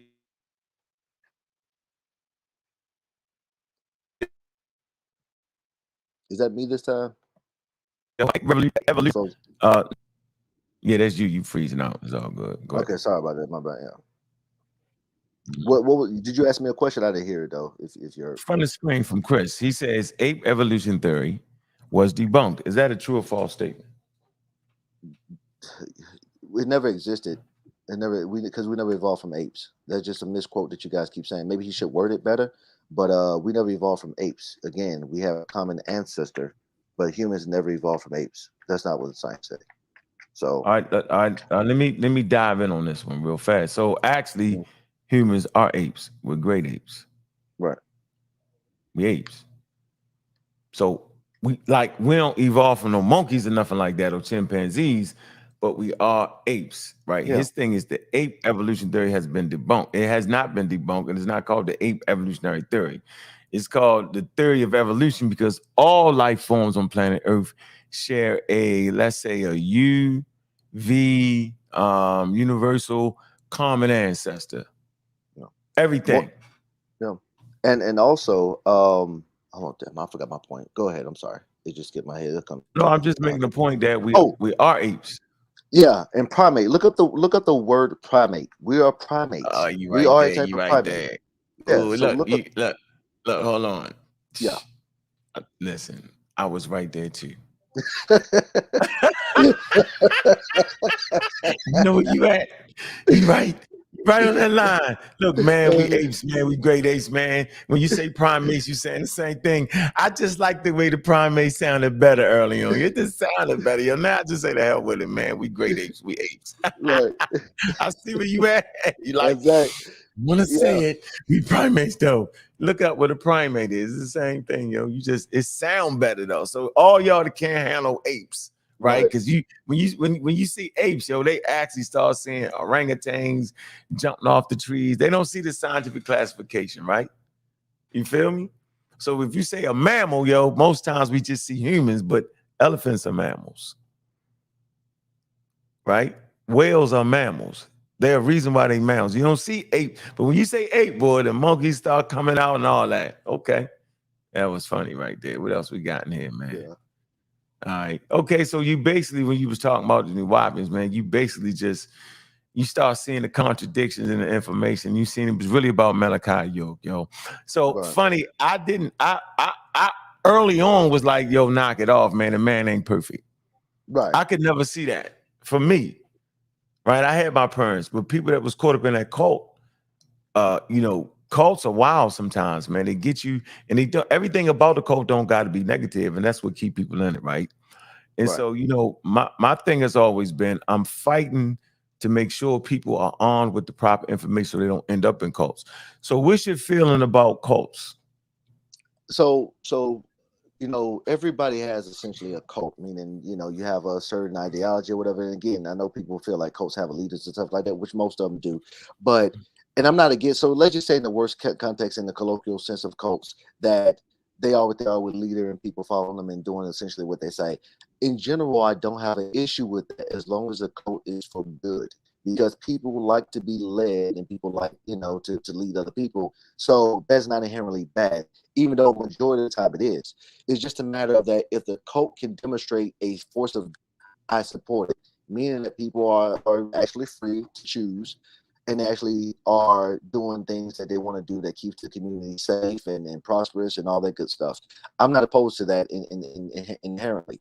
But generally what happens is people follow the cult leader to the doom where they're able to have sex with the women and even mess with the children and stuff like that. So that tends to usually be the outcome of most cults. And it's unfortunate, but again, it's best to try to not subject yourself to that, because a lot of times there's no turning back. It could get violent. So yeah, I hope I answered the question, but yeah, it's kind of broad, but yeah. Right there. So yeah, they talk about, man, you got scientists. And this is one I like to add, man. Welcome to the show, King J. Let me say, this is funny to me, right? So people say that Charles Darwin don't make sense because Charles Darwin believed in God.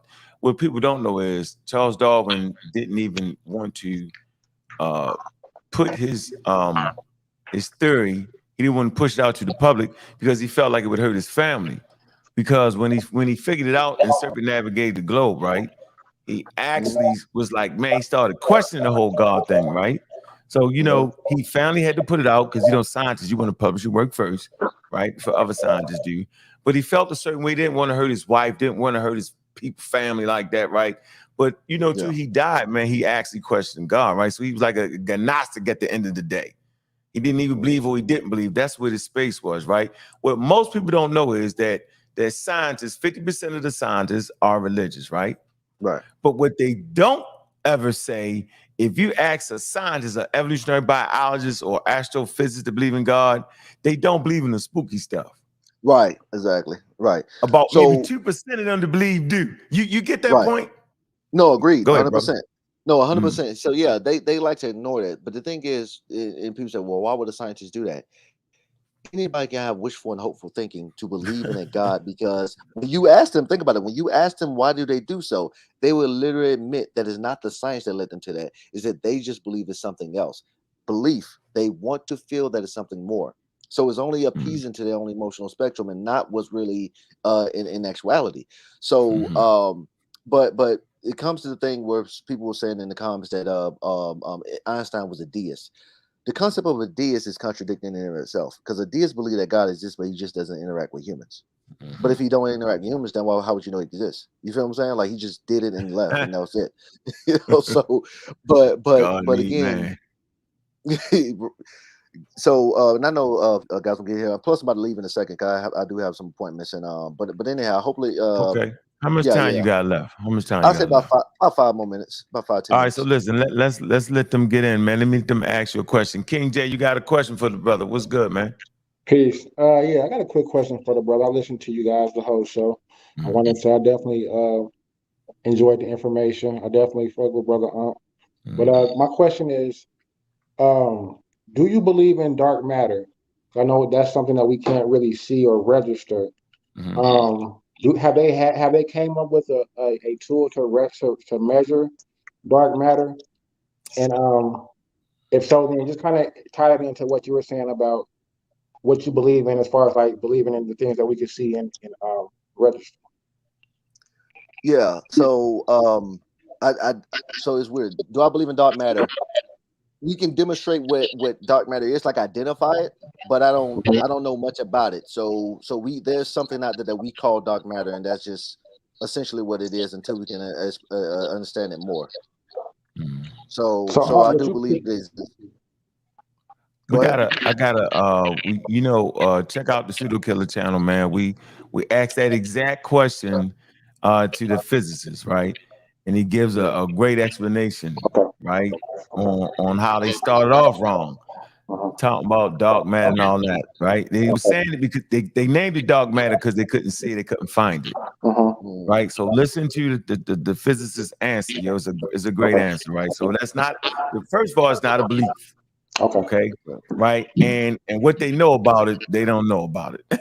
Right, exactly. Yeah, let's get that straight. Let's just stop playing. So, but that's okay. Okay. All right. All right. Okay. I say, Morpheus, you on here? What's up, brother Morpheus? Yo, you got a question for the brother, man? He got about 3 minutes left. What you got for him? I'm listening, man. Right now, I'm trying to think of some questions because I'm with you. I'm with you 100%. You know me. Real quick, Mr. Rich and my brother Clayton, y'all got to turn on your camera if y'all want to come in. Turn on the cameras. All right, go ahead, brother. So my question is, why is a God even necessary? Why? Oh, Why wow. Oh, why is it even necessary? It's definitely not. It's definitely not at all. Exactly. That's what I'm like. Okay, I'm Make the with you. stars spin, and we want the stars to spin and the moon to spin. That's why Right? you ain't right, Morpheus. You ain't right. What's up, Clayton? Clayton Holmes, what's up, brother? You got something? Hey, greetings, sir. Yeah, I got a quick question before the brother leaves. I just want to hear what his belief or opinion is on how everything got started, and does he believe in the Big Bang? Like, so Good question. Yeah, Gotcha. So I answered earlier, and I know you probably just joined it, but no, I don't believe that was a start at all. I mean, if you're saying start like a certain point in time where this particular sequence started happening, then the Big Bang, which is just for the sake of the time, I do believe in the Big Bang, that a certain point in time our universe expanded. It wasn't created, but there was something that caused it to expand the way it did. So with that being said, yeah, but there's no beginning in time at all. Time is relative. It's not a real thing. It's just a tool of measurement from one thing to the next. So okay. And yeah. And I'm sorry for cutting you Go off, ahead. but I did watch the entire. I was just curious. Have you really sat down and like contemplated, meditated on this Big Bang, and even if that did happen, what caused it? So do you think all of this, the beauty that we see, the amazement of the sun, moon, and stars circulating around us, the trees getting energy from the sun that we can't see, you think all of that is an accident? Well, yeah, but the big thing was not all right. So everything you just said about how our universe is and what you like about it is subjected to you. You believe these things are beautiful and they're unique and all that stuff. Those are just a result of that action. And what you're saying about it is essentially how you feel about it. Okay, regardless of, there was something that happened, and again, it could just be a combination of chemicals making it happen. But the issue of the consciousness part is what we need to explore. If there's a conscience behind it, that's what we need to demonstrate. So far, we haven't been able to demonstrate that. Chemicals work in a way, and there's a result that happens from those chemicals, and we are where we are here. Most of our universe is not inhabitable. We can't live in most places in our universe. I'm like literally like less than 1% of our universe is habitable for humans. Our planet alone, only about 10% is habitable to us. So it is beautiful to see, but it's not conducive for us to live and thrive in.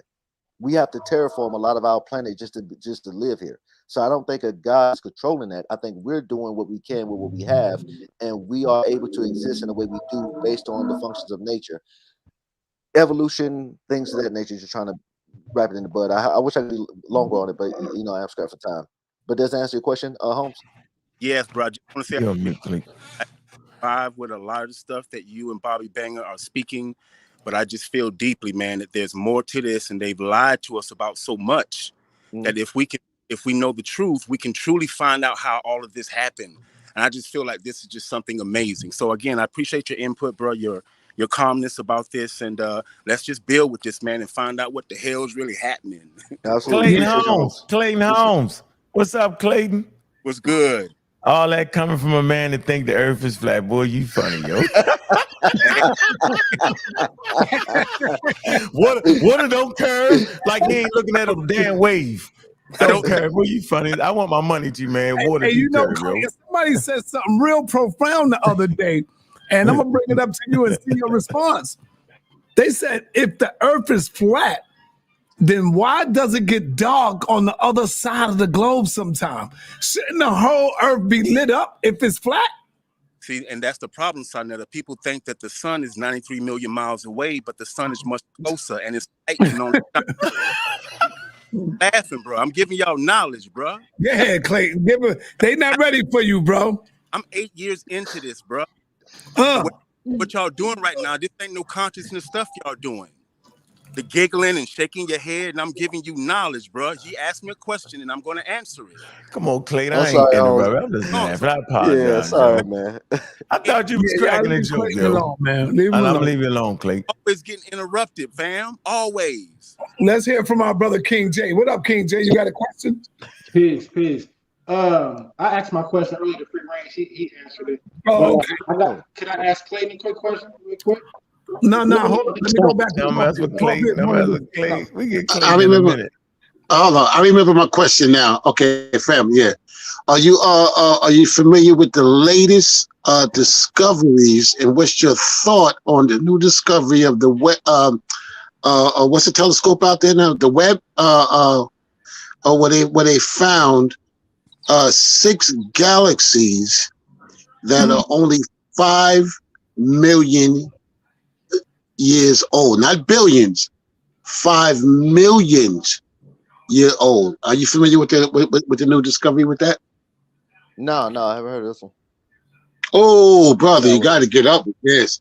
Right. So what it's saying is that they're going to have to go back and rewrite a lot of stuff with the Big Bang as far as it being older than 14 million. Because if galaxies, what they said, if galaxies take billions of years to form, and they just found six galaxies that are only 5 million year old, that would mean either the galaxies are older than the universe, or the universe is older than 14 billion years old. That's the latest in the Webb telescope that's out there right now that they discovered. It's a major conversation that's going on within the science community lately, and I wondered if you were familiar with that. No, I'm glad you told me that though. But that's definitely interesting. I'm gonna check that out, bro. I appreciate Okay. All right, Mr. Rich. What up, Mr. Rich? You got something? Mr. Rich is frozen. Let's get him out of here. Hey, I want to thank you, my brother. I want to thank you, Free Range, for taking the time out to spend with us this afternoon. Appreciate you coming through, brother. Hey, absolutely, man. Hey, I appreciate y'all. You can close out. You can close out, but we're gonna keep it going. But you can close us out, brother. Go ahead. Yeah, I'm gonna listen in, man. I love the show, love the vibe, man. Love building with you brothers, man. This has been amazing. I hope we can do this more. I look forward to doing it in the future. But yeah, Side Netter, long time fan, man. Appreciate what you do here. Same here, man. I'm very familiar with you guys, so it's been a minute, and I'm glad to finally be here and chat with you brothers. But I will be here for more debates, more discussions, man. Let's build and keep this going, man. I really appreciate y'all once again. Brothers, y'all too, man. Thanks for the questions. Y'all take care. Peace out. All right, peace to you. All right, Clayton. Are you ready for this, man? Are you ready? Yes, I stand with you. You might be the target now. You're a flat earther, brother. I hope you can handle the pressure, brother. Tell everybody why real quick. I hope you can handle the pressure, brother Jay. Do you got any question for brother Clayton?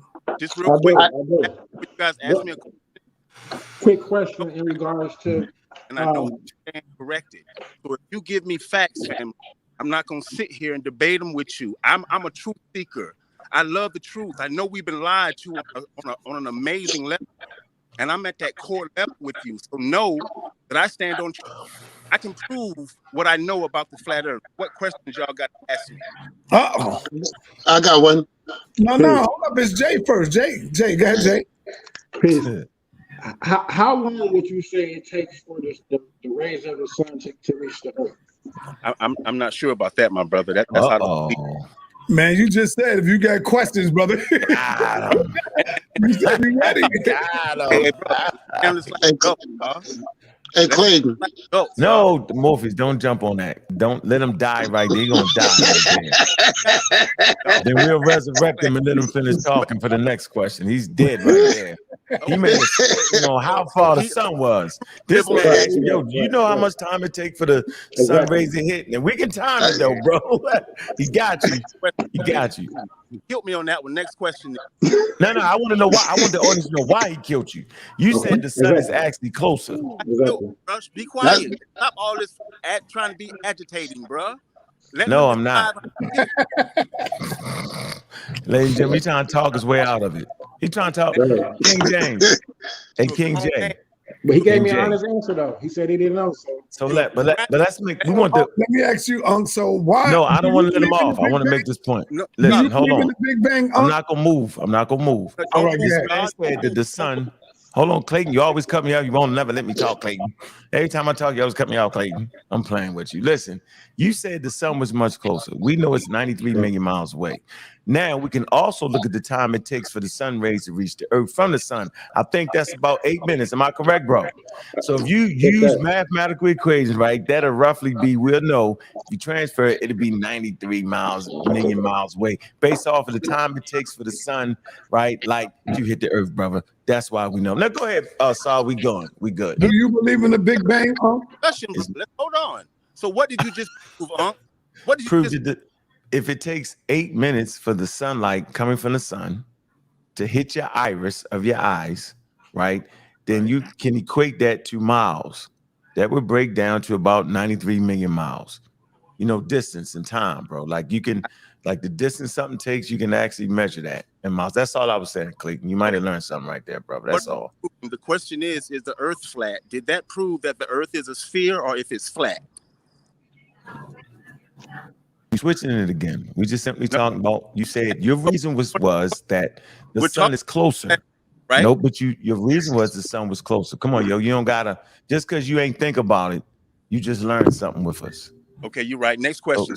Right, thank you. Appreciate you, Clayton. Okay, so if it's not 93 million miles, how I want to know how far is it? Because you're telling us what it's not. So can you tell us? So can you tell us what it is? Since you can tell us what it's not, can you tell us what it is? Right. Good question. I may not be completely accurate on the numbers, but I think it's like 238,000 miles away. Say it again. Say it again. Around 238,000 miles away, not 93 million miles away. Burn up, yo. right. You're burn up though, Clayton. Burn up, Clayton. Wow. Jesus Christ, Clayton. You ain't dead, wow. Clayton. Y'all need to listen. First off, wow. Y'all are engaging in something that's not research bias. So You said we was what? Can you source that up for us, Clayton? Show us. Get something. Sarnetta, you got your computer there. He asked me a number, and I gave him a guesstimate. I think it's around 238,000 miles per hour from what they showed. Again, Sir, are these questions that the brother's asking me proving that we live on a sphere or a flat surface? Let's get to that. See, these are the little questions that y'all ask that don't have nothing to do with proving if we live on a sphere or if it's flat. So how does this question prove that it's a sphere?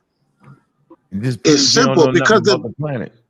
because the first question that Sonnet asked you, the very first question, right, that someone answered that if it was flat, why is it dark on one side and not the other? And you said your answer was because the sun is not 93. That's what you said, right?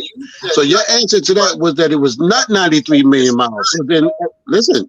So that would answer the question of why it's not dark on one side. I mean, why is dark on one side or not? That's what you said. That's why I asked you, can you tell us exactly how far it is? That's why we asked that. So it does have to do with the same question. Okay. It's all connected. Okay, my brother. And so when I started answering that question, y'all started giggling and shaking your heads, bro. Y'all need to act like, let's act like we're really trying to build like we kings and we sitting down together and we trying to solve a problem from a bunch of liars that gave us the Bible, that gave us Christopher Columbus discovered America, that gave us Jesus and God is white. That's cool, Clayton. That's cool. Can you? I want to go back to that. Look, gave millions of dollars to play football, though. You ain't throw that money away. Hold up, hey, Clayton. I'm cool with that. I want to know, how did you calculate that's the distance, please? How did you calculate that? Stop interrupting me. I'll get to bro. Y'all don't allow me 2 minutes to speak, bro. Okay, go ahead. Finish. I would answer the question because he asked me. What I know is that the sun get that money back. Miles away. It acts like a spotlight. The sunlight only shines so far. For instance, when it's dark where you are, I'm on the West Coast. I'm still going to see over here because the sun is moving this way. The sun's light can only shine so far. And think about this, family. If it was 93 million miles away, we shouldn't see darkness in the sky. Now, marinate. Hold on. Wow. Let that marinate. Hold on. Let the brother speak. Wow. I can go, yo. I can't finish. I cannot finish. I can't do it. You is finished. Okay. You just- Yo, Uncle Clayton, y'all be wildin', man. Sakina Ra, what up, sis? Hey, Sar, this gonna go down in history, Sar. Hold on. Let me get Sakina Ra real quick. Sakina, How are you, King Tonetta? Peace, I'm good. What's up, everybody? You know, I was just in the Lions Den. I had to leave. I had to excuse myself from the Lions Den. They were over there hating on you, and so I had to say that name over here. Yeah, I had to say my piece over there. So the Kitten's Den. But yeah, what's going on? Okay, so I got some questions for I don't know if it's going toward Clayton because he's coming so raw, but it's kind of toward because I'm not. So one is I want to know why you're not speaking on the axis that the Earth is on that is tilts. And I'm not sure the degree of how it tilts on those axes. That I'm not saying it right. Is it the axis? Tilt wobble. And that's why the sun and the moon makes that 90 days or whatever for the solstices, and that explains that. And then also about what's his name? Kemetics came to the show on Unscrambled Minds, and he actually unscrambled your minds. No, he unscrambled his mind. So this is what he did. He blew out the flat earthers because he pulled out something that the Moorish, and it actually came from Kemet, and it showed the equator, it showed the center of the earth, and it also showed with those two it showed longitude, it showed altitude, it showed equators, it showed the center. So this also proved that the earth wasn't flat. So that bust the bubble right there. So also I want to point out the Antarctica encyclopedia that's floating around about chapter 15 in the Antarctica encyclopedia. It's called America Encyclopedia. Mm-hmm. It's volume 2, and I believe it says something about Article 15. I do have a clip of it, and it talks about the Arctic Wall. You was talking about the Arctic Wall, but they have the actual longitude and whatnot of the glass of a invisible something like wall, where this is why when you get to a certain side that it kind of makes you have to go like the trains do when we go on trips and whatnot, that you circle around. So we do walk on a flat earth, right? But the earth is round. So let's get with it. So you need to kind of break this down and explain it, because this is the science we knew, but the science that they took away from these kids. So you know about it, but you got to bring it back. So when I be having Freedom call you and I be asking these questions and you're trying to explain it, and this is the absenteeism that these kids don't know. So that's why all right, let them respond. Go ahead, Brother Clayton. You got a lot to unravel, brother. I can definitely roll with the flat and round. The ice wall is Antarctica, and it is a giant ice wall that contains the water, but ice wall has a shelf and it continues, fam. My whole point of this is, and we're getting too deep into stuff, and I want you guys to understand something. All it's provide a simple experiment to prove what you believe about living on a spinning ball of water. Let me say this. Hold up, because that shelf also is in China. It's also in Africa. So you're not going to explain it just in Antarctica. You're going to have to take it around. You're right. Hold on. Hey, Clayton, don't think these sisters don't be studying now, bro. They be studying, brother. So don't try to come at them like that, man. Go ahead, Clayton. The flat. Don't say earth. We know how the earth was formed, called the flat. Just can you let me finish one of the answers that people... Yes, let's allow Clayton to finish. Go ahead, Clayton. Shout out to my brother Live. Peace to my brother. Go ahead. I know many of you have heard this before, but I don't like beating around the bush, family. I like getting right to the point. Now, if you challenge me on this is saying that if you can't prove what I'm about to ask you, then you need to cash at me $1,000. Here we go, Here you go with this $1,000 again. Right, I ain't get my $1,000 yet, brother. That's stupid, man. like beating around the bush, so nobody's providing experiments. Everybody's telling me about their indoctrination and what they studied, but ain't nobody providing the experiment. So this is what I'm saying. Let's nip this in the bud. I have $1,000. Anybody reading this, anybody watching this, that can go get some water yourself and prove to us how large bodies of it can curve into a ball, spin at 1,000 miles per hour, and maintain a spherical shape. And now here, and I'm closer with this. Now, can anybody offer me $1,000 that I can't go get some water and show you what I know about it? That no matter what container I put it in, it's going to take the shape of that container and it is going to level out. Every time you see water, family, it's level. Unless you're looking at a picture from NASA. Unless you're looking at a fisheye camera view. Family, water is 100% that the earth is flat. Who wants to argue with me about that? Money where your mouth is. All right. We're gonna go around. Sakina, I'm gonna let you respond, and then we're gonna move forward after that. All right. Can you prove to me?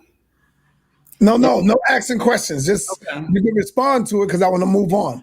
I got other people in here that want to ask a question. So you mean to tell me that water comes from below, right? And you mean to tell me that you cannot fathom I got mute out. with this water coming from below and it comes from above? Where does it go? Where does all that water go when it rains and it subsides, and yet the ocean doesn't fill up and we drown? Well, some of the water gets evaporated, Queen, and a lot of it from the sun. Yeah, just evaporate back down there. So, and the oceans are filled with tons of water. So some of it's going to stay and some of it's going to leave, Queen. And go where? It's going to evaporate. Mist. The way it floods? Are you serious? It's called. Yeah. I think that's called the water cycle. So where does it go? I don't understand. Evaporation. I live in a town where it floods so heavily. Right. And the sewers back up and it floods real bad. Anybody ever had flood damage on their house and know how bad that is? Hey, Queen, they have to sub pump it out. Yeah, they gotta fix it. That's a good question. Else for a lot of you guys to think about too. How can we flood? We living on a sphere. Shouldn't it roll down, fall? How can we have floods? And how can we have flat surfaces on a sphere, fam? None of you can go get a basketball type of ball and show flatness on it. None of you can draw a sphere and start it with a straight line. It can't happen. So why do we see so much flatness? Why did New Orleans flood? Why does she keep seeing it? If the earth is supposed to curve 8 inches per mile squared, family. 8 inches per mile squared is supposed to curve. And we know how water behaves when it goes down a hill. We know water is going to roll until it's contained. So again, this is a great question, Queen. We can't have flooding. We have mountains. We can't have. All right. Thank you. Let me know when I get that money, so. Let me move on over. Thank you for having me. Thank you for having me. You got the floor, sister. What's happening? How you pronounce your name? Who, me? Yeah. I'm listening. I'm listening to go. Oh, so you don't have a question? No, I don't have a question. I'm okay, still in my learning phase, so I'm just getting insight. All right, so let me go on over to my brother Fontaine. Let's go, brother. You got the floor, brother. What's up? You can hear me? Yes. But right, I do got one question. While we in this chat, can we please talk about Jamal? I'm sorry. Yeah. No hesitation. No trying to sidetrack. We need to speak about Jamal. That's our person. He is in jail right now. He's being held there. Nobody is talking about him. Who's We're that? talking about everything else. We need to talk about our people. We need to stick together. I know who you talking about though, because we don't know who you talking about, Shorty. Well, we're talking about what he's been preaching about. We're talking about spirituality. Rise of the Moors. Rise of the Moors. That's all I'm saying. Rise of the Moors. Well, who is that? I don't know who you're talking about. Yeah. Who's that? Jamal. Come on, yo, you can't do it like that. TikTok. I don't know who you're talking. You got a last name? You talking about Rise you got a last name? Rise of the Moors. Yes, right, he man. talks Sister, about are you spiritual. talking I'm about the rise surprised y'all of the haven't seen Moors? him. I don't know how y'all on here. Are you Talking. talking about the brother that talk about the rise of the Moors? Yes. What did he And get what are locked you up talking for? about? What did he get locked up for? 5 times. Get locked Well, up they for? have him held captive. He's been held captive for 9 months. I No, don't know for if y'all what know though? about that. I mean, No, Yeah, everybody for can what? take Why? their time and educate themselves on the situation like Yeah, I but have. for what? Why is he locked up? Why I did don't they know get? why. I don't know why. I don't Oh know. well, Oh, There, we're gonna he help. he somebody has that you don't know released why? information to They certain people. they were. I guess through email, He but I did don't what? have his I didn't email, ask so the I never questions you email want. him. I'm just getting in You, tune you with. ain't sending no money over there yet, sis? No, I would rather email him though and get insight information. That's what I Send him would. some money. He needs some money locked up. No, he don't need money. That's our problem. We care too much about money, Well, not what about you the want us to spirit. do? Money don't mean nothing to me. Yeah, It so what means do you something want to us to him. do? You want us to go break him out? No, I'm just saying I feel like y'all should speak on it. And it's the Go ahead, We problem you don't with speak black on people. it. Y'all know. I getting don't offended know him. because I'm I Go telling don't ahead, y'all know. to sis. speak on another Nah, brother. go ahead, That's sis. You sad. speak on it. Go ahead, That's sis. Go sad. for it. No, I'm it's your telling y'all to turn. speak on a brother who has been held captive for 9 months for I trying to know. awaken Speak our on it. people. No, And go y'all ahead, sitting sis. here arguing me down about it. That's the problem. No, we not. We asked the question. Go ahead, sis. Go for it. Yeah, Speak we're on not it. arguing you down. We just don't know who you're talking about. Okay, so that's what I'm saying. Y'all need to educate I yourselves on don't who think I'm you talking know who about. you're That's the point talking of me about. speaking on it. Exactly. I don't think See? you know who you're talking about either. All right, go ahead, If I sis. don't know who I'm talking about, I just told you what his first name is. Look him up. And what do he represent? What do he teach? He teaches about spirituality, about waking up, about where we come from. The Where same do we stuff that come y'all from? teaching. Where do we come from? What you learn from him? I'm gonna make sure you learn something that makes some sense first before I fight Yeah, for him. Go ahead. where do we come from, sister? Because you Go said he ahead. teaches us about where do we come from. Now I you're know I do scratching come your from this head now. universe. I know I'm not Huh? from Earth. I know You're I'm not from stardust. Earth? You're not from Earth. Well, hell, No, I'm somebody not. he should easy get broke out of jail then if he Where ain't you from from? Earth. Where do This he black teach? woman is the I earth. said I How am you not. That's y'all not listening. That's why I Right, didn't want to right. join You're because there's not too from the many Earth. grown people in here yelling over each other instead of talking. That's why our people is still asleep. I'm Most trying of us. to talk to Because you this right is how we now. talk. We don't know how to asking us about communicate with something each we other, and don't that's the even know problem. about? We don't know Hold how to on, talk y'all. to each Everybody other. That's chill, our y'all. You've been problem. Everybody listening to chill. Clayton. You've Sister, been listening to if Clayton for too long, you're yo. not from the Earth, where are you from? That's what I'm trying to find Yeah. out. And why can't you get that man out of jail if you ain't from Earth with the superpowers? Now you playing. I You never doing too said I much. have superpowers. I said that I'm not from here, which means my spirit was not here. It was from another universe before it came here. So Right you or got wrong? to have Because you're a spirit some first. Right or power. wrong? But you got to have Spirit is some type simply of breath. power. Spirit is breath, sister. That's all it is. I'm Breath. sorry. From the Latin word spira, meaning breath. Oh, he Spirit is giving it. breath. He doing it to you. That's We what just that want to know who spirit is. Clayton is. Not me, my fault. Just explain to the. I'm back on Clayton.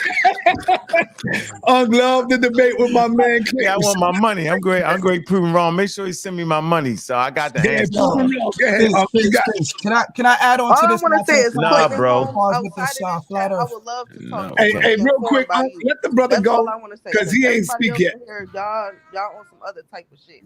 And I We ain't don't know feeling what it. you're talking about, sister. What? I love you, sis. Go kick some rocks. Don't hurt your foot, though. No, that's what you need to do. Because you still sleep. You trying to sit up here and argue with somebody that clearly I'm woke not and been arguing educating with you. I'm himself for having 8 fun. years. I'm Like I having said, fun. Clayton, you know what you're talking about. Keep informing yourself. Keep waking up your people because they still sleep. You know what you're talking Oh, about. Clayton should get Period. him out of jail. Clayton got all the money on here. We ain't got no money. He got millions of dollars from the white And you man. know Now he why he beating got up it? the Because white he in man. tune. The universe giving it to him, Right. unlike y'all. Y'all Universe need to give him some more money and give him some Can we insight on get how to get Tommy back to out. the What's his name? conversation? I Tommy never said his Lamore. name was Tommy. What's his Never name? said that. Okay, what you say his Peace, name peace, was? peace. I got Jamal. a comment, right, pertaining to this to the flat earth, right? So think about this, right? If you look at the sun and the moon, right? Hey, yo, one at a time. Let Lord Messiah speak. Go ahead, Messiah. Peace. Peace. If you look at the sun and the moon, right? All right, we back to serious time now. All right, so if you look at the sun and the moon in the sky, during the day you can see the sun surrounded by clouds. At night you can see the moon surrounded by clouds. You know what I'm saying? If you go into the for those who know the lessons, if you go into the Bill degree, right, and the 1 to 40, where it speaks about what makes rain, hail, snow, or earthquakes, it says that this water is not ever drawn above 6 miles from the Earth's surface by the sun and moon. The reason it rains back on our planet is because it cannot get out of the Earth's sphere. Now that sphere is the atmosphere. That's the sphere that the earth is in. It's not like some kind of glass dome above the earth. And when you hit the glass dome, you're going to get trapped. No, it's a sphere, an atmosphere. You understand? And the sun and moon is drawing this water up above the earth's surface. So when you see the sun surrounded by clouds and you see the moon surrounded by clouds, that means that the sun and moon is at the same height as the clouds. This is why they're surrounded by them. If the sun were 93 million miles away, you said what though? Hold on, slow down, bro. You said that the sun and the moon is at the same height as the clouds. Yes. If you look in the sky, right, during the day, you will see the sun surrounded by clouds. Hey, Sal, man, night, come on, yo. You will see the moon surrounded We need by another clouds. host at this So point. this is what shows you nothing that nobody part itself. I mean, Let me y'all finish my cut me statement, off. and when I'm done, then y'all can add on. Yeah, let That's what I gotta say, Yeah, right? but how long do you get to go though, Exactly. yo? Nobody is listening. I just No, spoke. but how long do I the said he alien don't lady get entertain to her go? asking about How long somebody do the that she guy don't who even say know that the about. sun and the moon is the same size as the clouds? How long do whatchamacallit make millions of dollars from white people and now he talking crazy? How long do y'all get to go?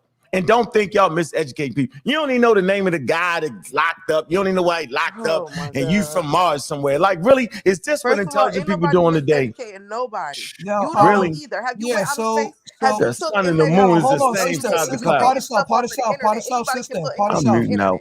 I'm muting out. Let's not have distractions, right? We all said here, everybody that came in the chat, we all said here, listen to the whole show. So I think we deserve a turn to speak. But how long though do you talk about the moon and the sun being the same height as the clouds? I'm saying, bro, I'm making basic sense, and you know you can't refute it, and this is why you're trying to act agitated. Listen, You're intelligent. I ain't You're got a to scientist. let me get out of here. You got me in the middle of some nonsense. If you I'm are a out. scientist, then you would No, use I'm your not listening observation. to you. I'm not And listening when to you, you, bro. when you're listening, when you're doing the knowledge, you're using No, your it's two not ears, not knowledge. your mouth. That's kid book, That's yo. why You we got don't two ears and one mouth. You're supposed to listen twice as much as you speak. You should all know that.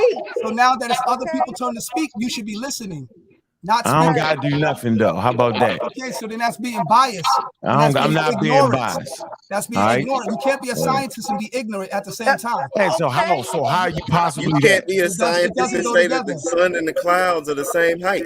Right, Yes, that's the most exactly. You can look ridiculous at the thing sky ever. and see I'm not that. looking That's at you. clear I'm as not day. talking to you, You man. don't got to Stop read it. no science book to know that. Hey, yo, That's get to your point. natural Get to your point, though. observation. Get to Yeah, your but point, you gotta bro. measure So in it other and be words, able through to natural prove what you're talking observation, about. Even if you we can see that the still sun is listen. not. Y'all being Hold rude on, and damn, yo, we like, can't let all them speak at the same time. Part of self, sister.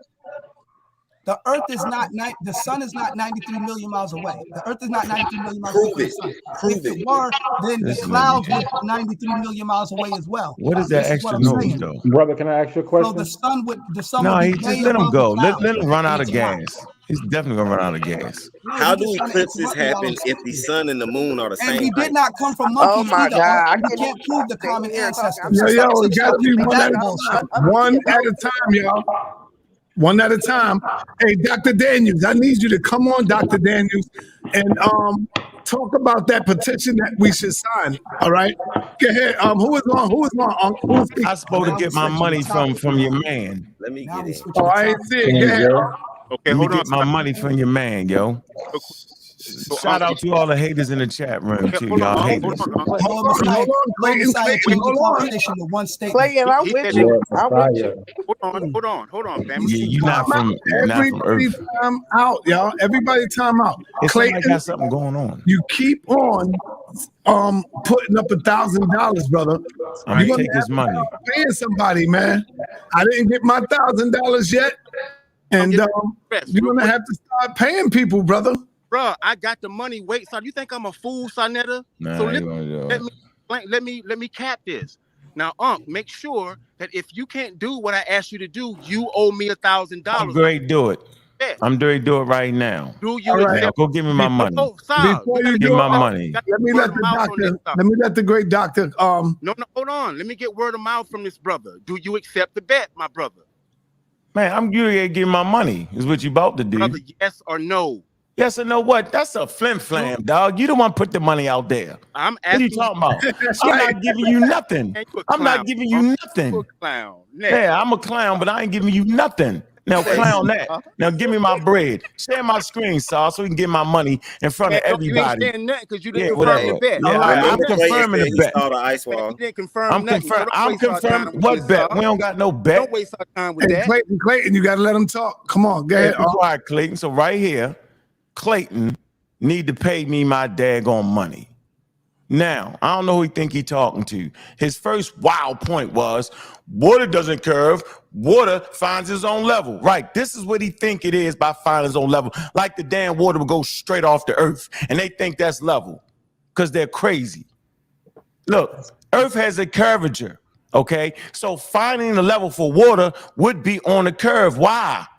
Because level means as close to the center of the earth as possible, Clayton. So water has found this level.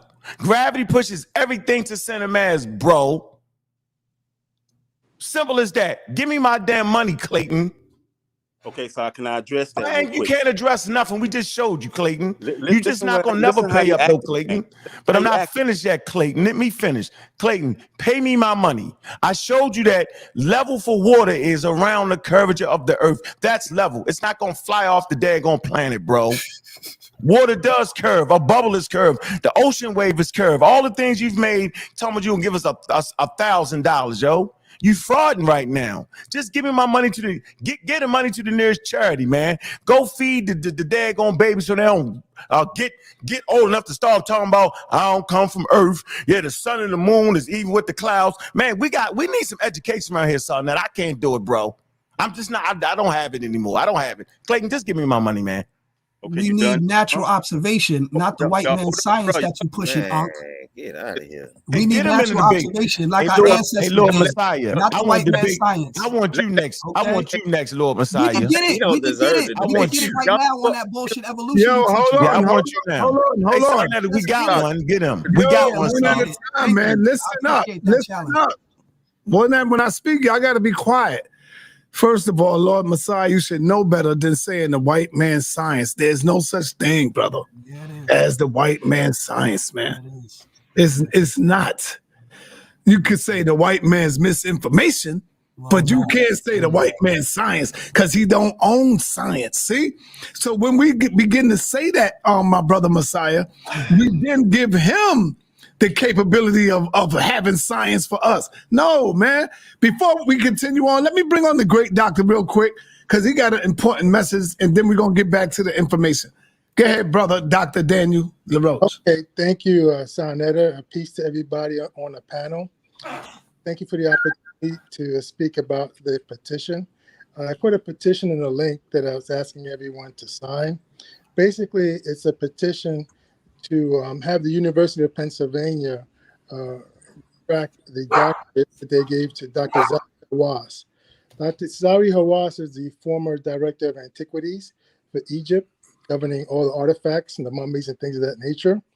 And recently, over the past few years, he's been making several anti-African comments, specifically saying that the only African Black presence and the pharaonic dynasties were in the 25th and 26th dynasties, and that Black Africans had nothing to do with the Old Kingdom. That it was the current Egyptians that live in the land today that heritage belonged. He's also made several comments saying Cleopatra is white and putting a lot of racial stuff in this historical time period. And it deviates from the science. We know from the science and the academics that Africa has the greatest heterogeneity of all the various colors of the races, from Black to the albino that has no pigment that's white for thousands of years. But overall, it was heavily a pigmented population due to its location near the equator. And civilization started out from Central Africa, from Tournai and Chad 7 million years ago, Dinkinesh 2 million years ago in the area of Ethiopia, Nakata period pottery with writings, and then the Medu Neter. And so life moved out of the Kustal incense burner, a variety of artifacts that's well documented in the literature and many other scholars agree with. But Hawass is making these reckless comments in the press. He's traveling around the United States with this negative information. And so a group of us have initiated this petition to attack his academics. And so, because it's irresponsible, we have to defend our history, because we use this. I use this when I teach people. When I teach medical students, I teach high school students about the African origin of civilization. This is well documented. The Metropolitan Museum has a display on this as well. And he's trying, for his prejudicial reasons, to remove that and inject whiteness in ancient Africa. So the petition on the link has his links of what his quotes were, what he said, in that respects that we highlight. We highlight the actual facts, and we want the University of Pennsylvania to open an investigation. Currently, we have 200 signatures. We want to get about 500. Once we get 500, we're going to fire off a letter to University of Pennsylvania and have them ask for initiation of an investigation. All right, that should be easy, brother. Can you throw the link in the chat again so we can all sign that? Because that's very important. Do that again, brother. Please do that. I'll do it again. The second. All right, I'm looking for you. I'm looking for you in the chat. Okay, the second thing is Hawass is coming to New York this Friday. He's on a tour. Every 2 weeks, he's going to a different city. And so what we're doing, led by Dennis Boatwright out of Detroit, and he's going to be flying out over here. We'd like to get some people over there to just give out corrective information. We have flyers that we're going to have that have the facts. And to the people that are going to attend that in a peaceful way, we're just going to share information. We say, we'd like to give you this information. We'd like to give you this flyer. It's not a protest, okay? It's just giving correct information and making our presence felt. And we want to make our presence felt globally, wherever he goes, whatever city he goes. Dennis Boatwright led a corrective information session. Put the petition in here, brother. Put the petition in. Yeah. I did already. I'll do it again. Okay. I think I see it. Mika 1 threw it in there. Let me see if that's it. Yeah. So look out for when he comes to a city near you. Yeah, that's it. Thank you, Mika 1. When he comes to a city near you, all you need is really, we're going to get Dennis involved. And Brother Reggie had him on his show, and you can have him on your show. He can give you progress as we go, to just give out correct information, to the people, and take a stand and say, hey, look, we're not going to tolerate this. We're not going to tolerate these anti-African attacks in our community. And because, he is a well-respected figure because of his former position, and he travels around the world giving lectures. And so we have a global network where we can get 5 or 10 people out there and just to give the correct information, take a stand and protect our heritage, protect our history. And so it's very important in that respect for us to take a stand. And so that's what the petition is about. The details, there's a lot of details. It's about an 8-page with a lot of links, a lot of references. So take your time to go through it if you have questions. Most of the answers are in the petition. So that's all I wanted to say. Thank you. We have about 600 people here on the chat that are watching, and so we have 200. So we could easily, if we could get just 300 signatures, and it's just a signature. It's just a signature for you to take a stand for our history, for our information, for our heritage, and that will help to trigger a letter that will go, and he has to deal with that. And then University of Pennsylvania will have to deal with that, and academics will be put on notice that look, we're not going to tolerate, pseudoscience, racism in academics, because there's a lot of racism that still exists in academics. Even in my field of medicine, the numbers of doctors going into medicine has been flat, and part of that has been due to a lot of racial issues going on. So we have to take a stand about these things. And so that's why I'm involved with this, and I'd like to ask the support from the community as well. All right, brother. I'm quite sure a lot of people signing it right now. I see people, they saying done. I signed it myself. I went in. And so I want to let the people know I'm going to end the show right now because I got another show at 6 o'clock. And the other show I got coming up is going to be interesting as well. Controversial. Y'all ready for this? I got 6 p.m. a presentation done on the origin of Satan. Brother Son. That's coming up, y'all. Oh man, that's gonna be crazy.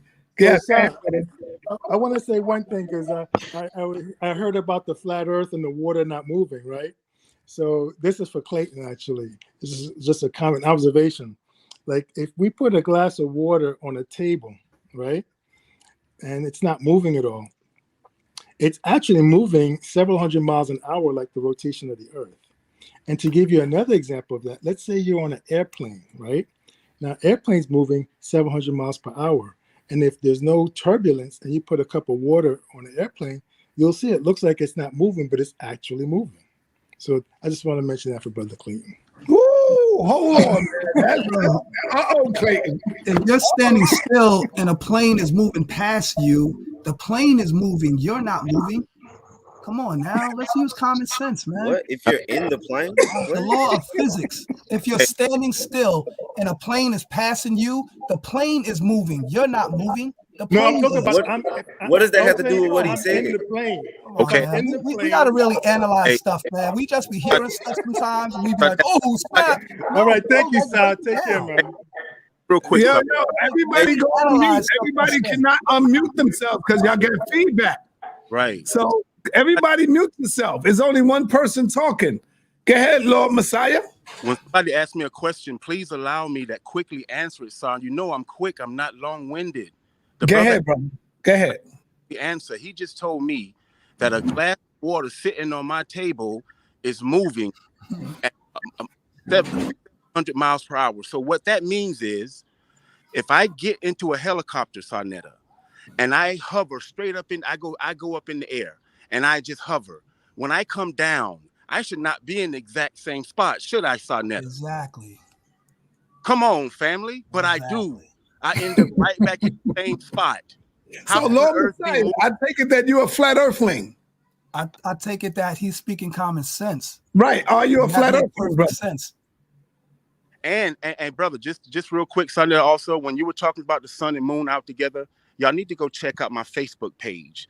I just made a video 2 days ago about the sun and the moon being. Get my money, man. Hold on. Get my money, man. I never get my money though. But y'all ignoring my money though. Yeah, Clayton, you're ignoring the money though, bro. Oh no, I'm not. Y'all came with some half-baked nonsense. Y'all see what Unc just did? All right, go ahead, Clayton. Anytime the truth coming, this is Unc tactic to win debates, family. He don't come with knowledge. He come with tricks. To try to frustrate someone, but he don't come with no proof. So, hey, Lord Messiah, so let me go ahead and respond to you real quick, Sarnetta. I'm going to ask you again, my brother. When I make that offer to someone, do not allow someone to challenge me when they don't accept the bet. That was foul what you did, because he knew that if he would have challenged me, he would have owed me $1,000. Because check this out, Sarnetta, and I'm gonna repeat it again. The bet was for any of you to go get some water. Go get some water and show us what you believe about it. That large bodies of water can curve into a ball, spin at 1,000 miles per hour, and maintain a spherical shape. That is the bet, Unc, for you to go get some water, because I can go get some water. Are retarded. Who the hell can make a damn Earth-side object? Who the hell can make an Earth-size object? Ladies and gentlemen, does this man expect me to make a planet? Finish, man. Remember how long though, dog? Now, let me ask you a question. Remember when I came on your show yesterday and you said, no, son, we ain't gonna do that. What did I do? I said, yeah, you're right. I fell back. I respected my platform, and I fell all the way back. I even got up out of there. I'm gonna get up out of here. I'm getting out. I'm getting out. Hold up. Don't run. Before you go, running. Can you finally answer the question of who is this common ancestor you keep talking about? You always say we have a common ancestor. Who is this common ancestor? Why not strap up in the debate? Lucy, why not strap up in the debate? Now, you ran your mouth. Hey, Son, let me ask Clayton this question before I close out real quick. Hey, J. King, don't let him off the hook, J. King. Lord Messiah said the clouds and the moon is at the same height. Yeah, exactly. He's there right now. Look in the sky, Unc. Use your natural observation. You don't need no textbook, no biology book. Use your natural observation and tell me what you see. And hold on. Yo, Clayton is one. Yo, bro, if it's only one person talking, everybody is talking, man. You need to do that for me. Let me go to Fontaine again. Come on, Fontaine, you got it. Appreciate it, So and then we go to King J. I want to point this out, Sa, because you was there. We can't trust nothing Clayton says. Remember, he said he saw the ice wall. Oh. He said he saw the ice wall. So we really can't trust nothing he say. Now he's retracting his bet. Originally, he didn't put it out as a bet. He put it out saying, if anyone can do this, I will give them $1,000. He never said nobody would have to pay him $1,000 until came and did what he did. So I just want to point that out. We can't really trust what Clayton say because he'll go back. Can't trust you, Clayton. Yeah. The guy talking about the clouds and the sun and the moon are all the same height. These people have to be able to explain eclipses and the way they form shades in certain areas when they happen. These people have to be able to explain the tides. Why do we have tides on Earth with the water that they keep talking about in the glass? Why are there tides? Why is it moving and shifting? Why do we have tidal waves? They have to be able to explain these things. Always says a scientific theory is a bunch of facts stacked together that have been proven that build up onto a theory for future reference. In order to replace that, you have to be able to explain everything this scientific theory explains better than it already explains it. So when you say the Big Bang theory is false, well, explain it from your model, and they can't. And I'll shut up. And so brother, if I could quickly respond to what you just said about eclipses, you answered your No, hold on, brother. Hold on. I got the call on you to speak. I said King J was next. King J, you got the floor. Peace. Yeah, I wanted to build with Clayton real quick for a hot little 45 seconds. So Clayton, quick, because I can't respond. Damn, I done had two people deal with me and I can't respond. So please stop that bullshit. Well, you know, I was waiting for it since the beginning when the sister came in. And don't respond to me if I can't. Let the man speak, Clayton. Clayton, let the man speak, brother. Bro, you're not gonna let me answer. Yes, I am. Okay. Okay. So basically, Clayton, I'm asking you: if we stand on a flat Earth and we dig straight down, all the way down, at what point will we? How many miles is it? At what point will we be in space?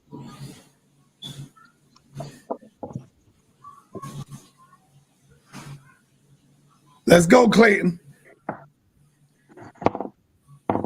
Hey, my brother. Those are like deep, complicated questions. So I like to stick to the simple. Can you go get some water and prove what you believe about crazy, it? Man. And Sonnet, again, bro, when y'all listen back to me talking, bro, I don't even get a minute in before something happens. And I just want to respond to the brother real quick about my Facebook page. Before interrupted me 2 days ago, I made a post about the sun and the moon being out together, revolving around us. Because everybody listening to this believes the moon revolves around us, right? Have you ever seen the sun and moon out together and then sat and contemplated both of them? And they were in clouds. They're at the same level. So my brother, you were absolutely right about explaining the sun and moon being in the clouds. Stupid. Okay, so challenge red flag. Challenge red flag. Can I build on red flag on the play? So because who next, bro? Who next? I said I'm under a certain understanding, Clayton, that by the time we actually receive the light from the sun has been dead for quite a long time. Would that be incorrect? I don't believe that nonsense I was taught anymore, my brother. Local. That's my new knowing now, bro. Okay. I don't believe stuff they taught us in the books. So you've done the math, your observation yourself?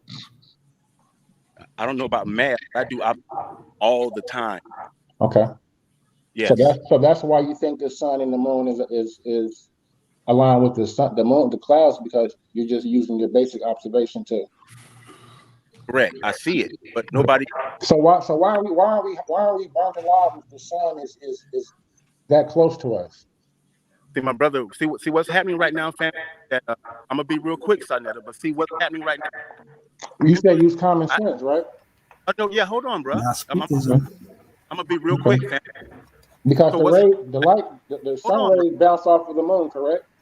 Bro, hold on, bro. I'm finna answer that just real quick. Give me at least 30 seconds. So what's happening right now, Netta, is I put the most simplest question on the table for people to answer, and they can't answer it. Now they're going into questions about how deep is the earth, and they're asking all of these other questions that if you can't acknowledge how water behaves, it'll be silly for me to go into these other questions because y'all are asking questions that you're not ready to receive the answers to, my brother. First, understand how water behaves before you go deep with me. Can you do that? Be water, my friend.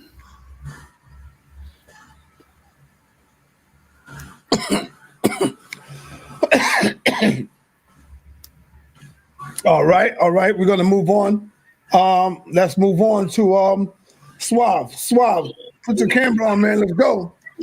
Peace and black power. Peace and black power, family. I had a quick question for Mr. Clayton. He keep referencing the world as a big ball of spinning water.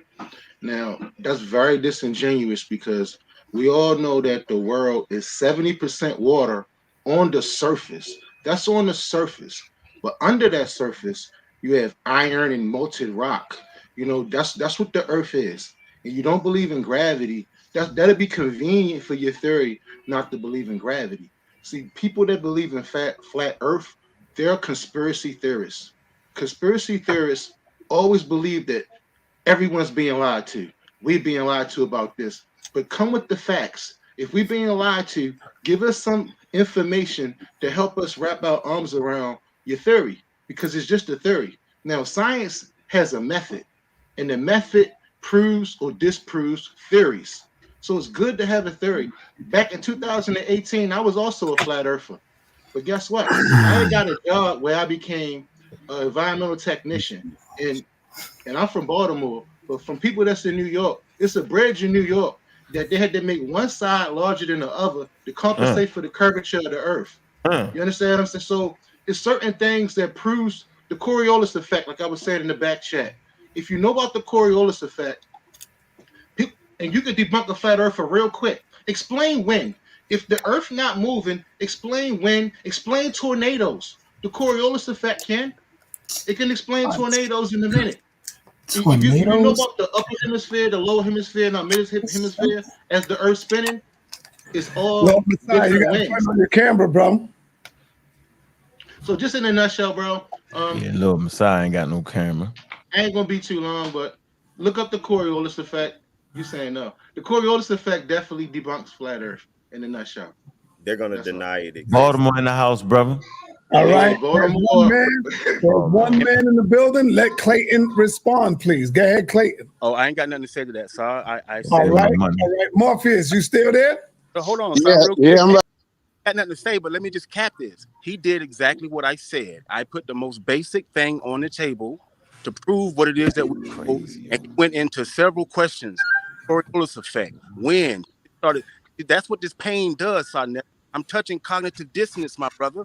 It make you go, no, hell no, no, flat, no, and you keep asking them questions. So, next question, family. All right, Lord Messiah, I'm gonna pass the mic to you, brother. Yeah, I was wanting to respond to the brother. Are you a flat earther though, Lord Messiah? Or jokes, real shit? I mean, if that's what you want, if that's what people calling it, I bear witness that. My understanding is that it is possible that we're on a flat disc that is round in circumference. And then the bottom part is not just simply flat. You have the depths of the sea and you have land that goes down as well. And some cultures call this the Sheol or the Great Deep. You understand? That's what it was known as in many cultures.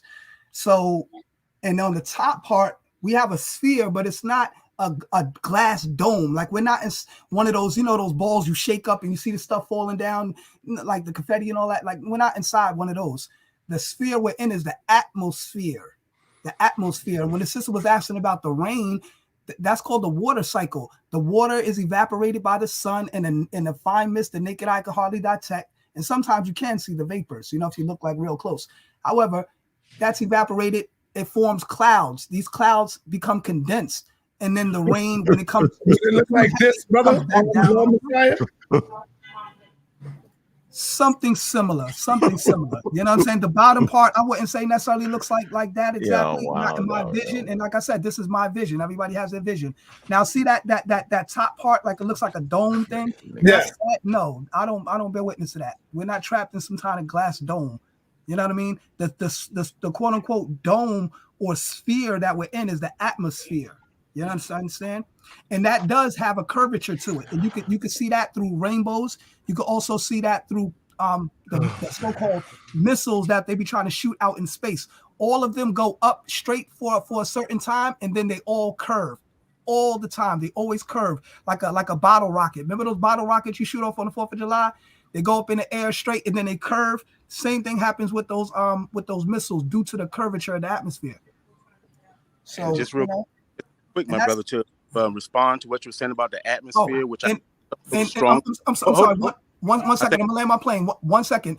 When the brother said about eclipses, right? The sun and moon being at the same height, that proves why you're able to have an eclipse, because they're at the same height, and when they pass each other, they're at the same height. That's why they block out each other, whether it's a solar or a lunar eclipse.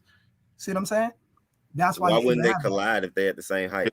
No, they don't collide, brother. They don't collide. If they collided, we would see a destruction in the universe. They don't collide. They pass by each other. And being at the same height, you can see that they line up. And what is causing the sun and the moon to move? You can see You said what's causing the sun? What's causing the sun and the moon to move? These are all at the same height. What is causing the sun and the moon to move? This is what you will call the law of relativity. The law of relativity. Listen, you ask it for an answer, I'm gonna give you my answer. The law of relativity shows that all things in the universe relate, and you have everything is in its fixed formation, and how things move, they move. If you look at many different ancient cultures, and you can even go into some different texts, they will tell you that the sun and moon are actually moving. The earth is still. We've been taught in science class a heliocentric model, but they laughed at the geocentric model. We was taught to laugh at that. Lord Messiah, you're going against.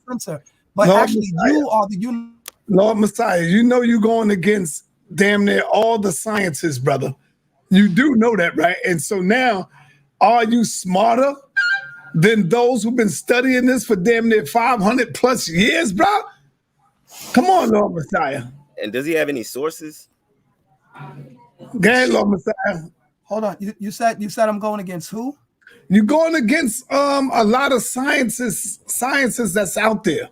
Yeah, well, it's like you're speaking from actual fact, like these things. I'm speaking from natural observation, like our ancestors used. I'm not speaking from quote unquote NASA's telescopes and their photoshopped pictures that they show us. I'm not speaking from that. You know what I'm saying? Yes.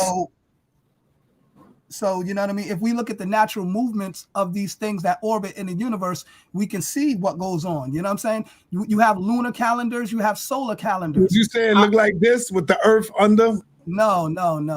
Oh, okay, yeah, underneath, yeah, somewhat like that. Somewhat underneath like that, underneath somewhat, yeah. So we're on a round, like basically on a round plate that's flat. Yeah, yes. I would bear witness that it's more like that. And if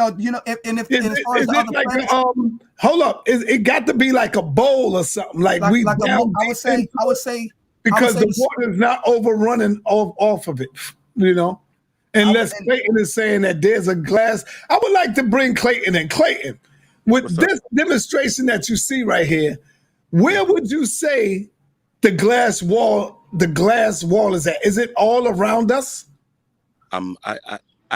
I don't know, sir. All I know is that, first of all, anybody that is getting on the flat earth, if anybody's learned about the flat earth, the one thing you got to get out of your mind. The ice wall. Where would the ice wall be? All around us, right?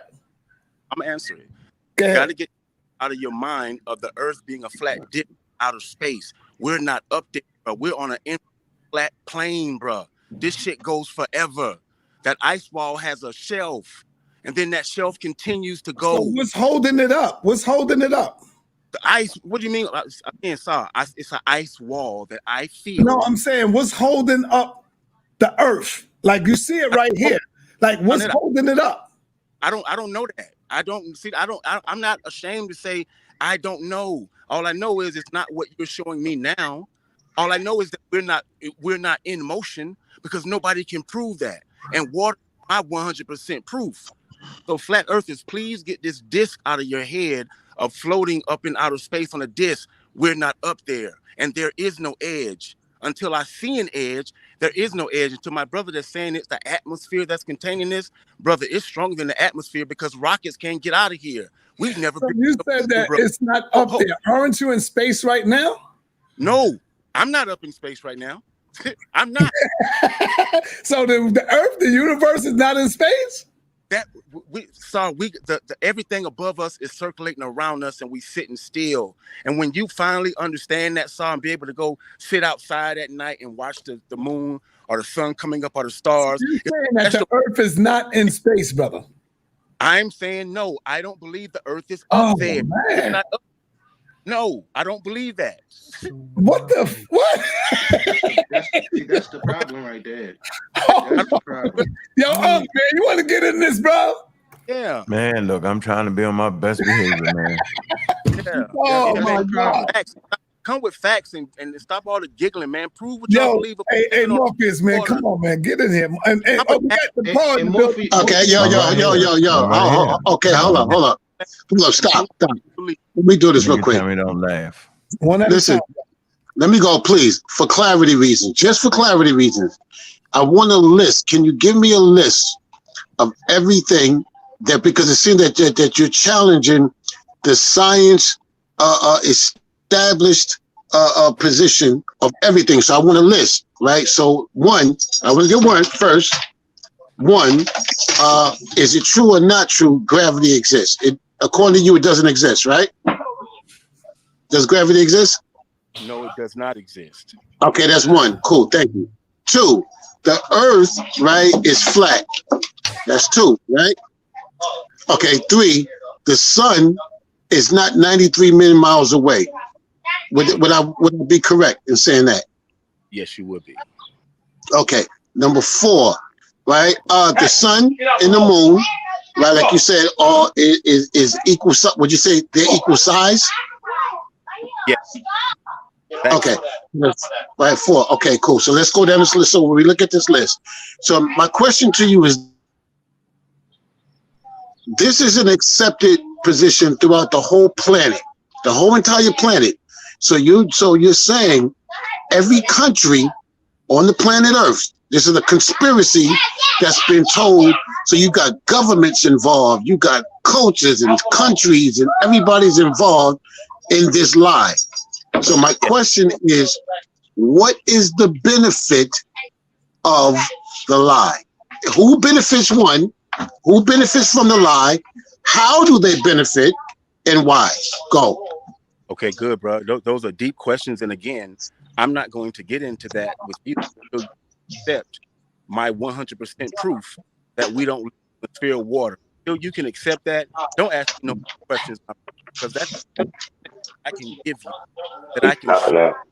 No, but bro, I understand what I'm saying. I feel you, but I understand what I'm saying. What I'm saying, listen, bro, what I'm saying is that this is a lie. We've been lied to. This is what you're saying, that the whole science world has been lying, and everybody's lying, right? Well, look.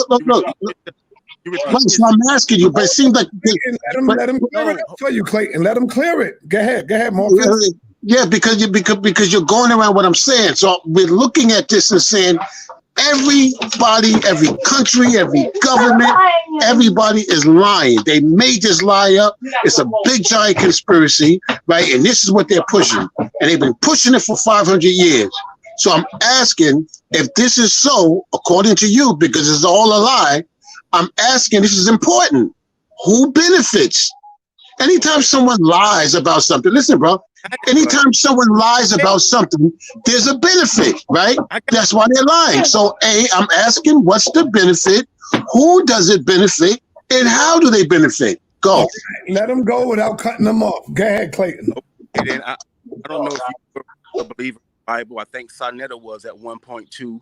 And that it was given to us by those same people that you're telling me that, oh, all of these people believe this and believe that. Yes, We are peasants to these people. They are lying to us and got us thinking that we're floating around in outer space on a ball. This is about mental control. And to answer your question, I feel they're truly trying to hide source. Now I'll yield with that. They're trying to hide source? What source? To me, the source, whatever created all of this. They've burnt. Yeah. Bro, can you stop, bro? Can you stop? Not long-winded like you guys are, repeating yourself, and then I never continue to let y'all guys be long-winded. Allow me to finish, bro. I just like. Oh, again, y'all have to understand, bro. Y'all keep coming at me with indoctrination, with stuff that I once believed, and I'm asking for an experiment, and nobody providing an experiment. Morpheus, stay on mute, bro. You got a lot of feedback. Yeah, it's simple, Sonetta. I'm asking my family for an experiment. Please stop kicking to a 53-year-old man up until the age of 45. He believed with all of his heart that what you believe, and I know more about it than you. And I found out that it's not true. And I have 100% proof, and I gave it. Y'all need to let that marinate when we hang up. I've given you 100% proof to back what I know about what I live on, and it's water, family. So what is the benefit? I keep going to what is the benefit in the lie? What are they benefiting? It don't matter what my answer is to that, bro. You ain't gonna get it. If you can't understand how water behaves on that level, why are you asking questions you're not ready to? So you can't realizing the fact that we don't live on the field of water. All right. Loud, yo. All right. Thank you. Nepal, do you have a question? Nepal?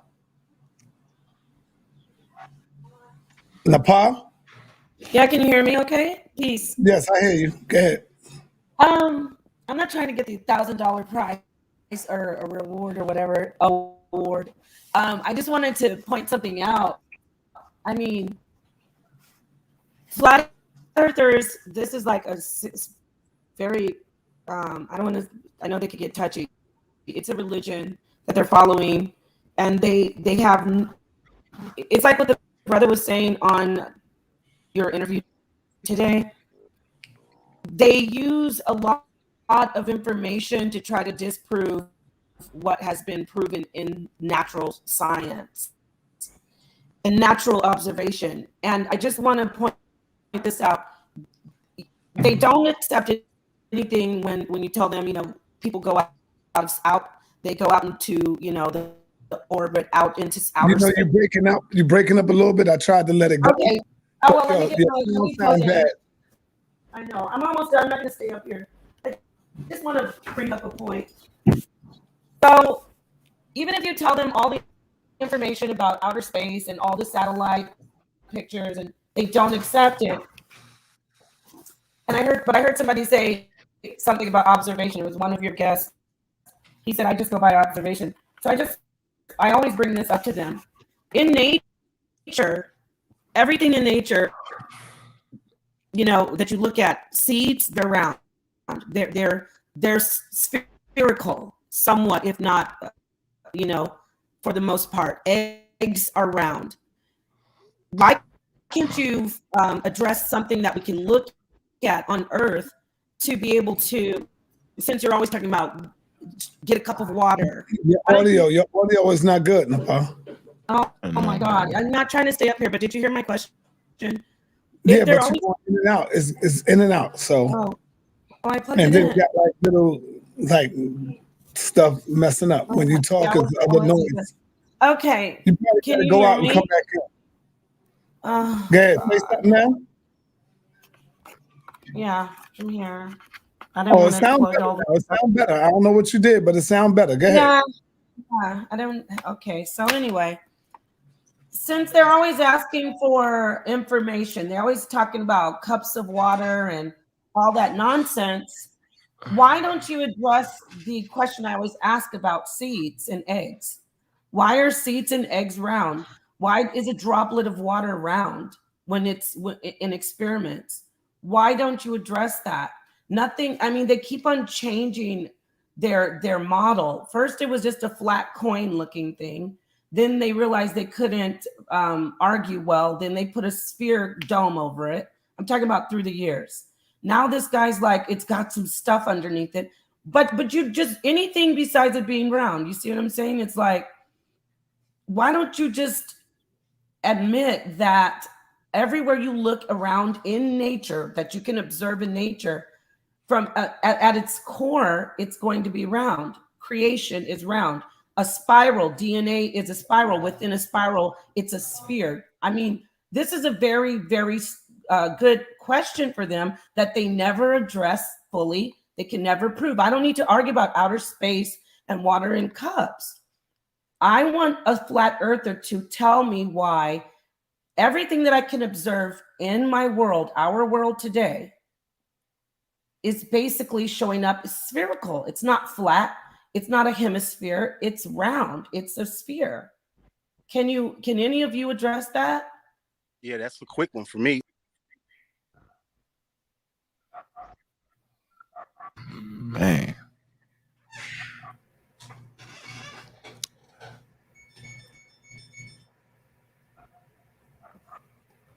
Your sound is outside, man. Yeah, we can't hear you, sir. Yeah, can anyone address that? You got to turn your camera on, Lord Messiah.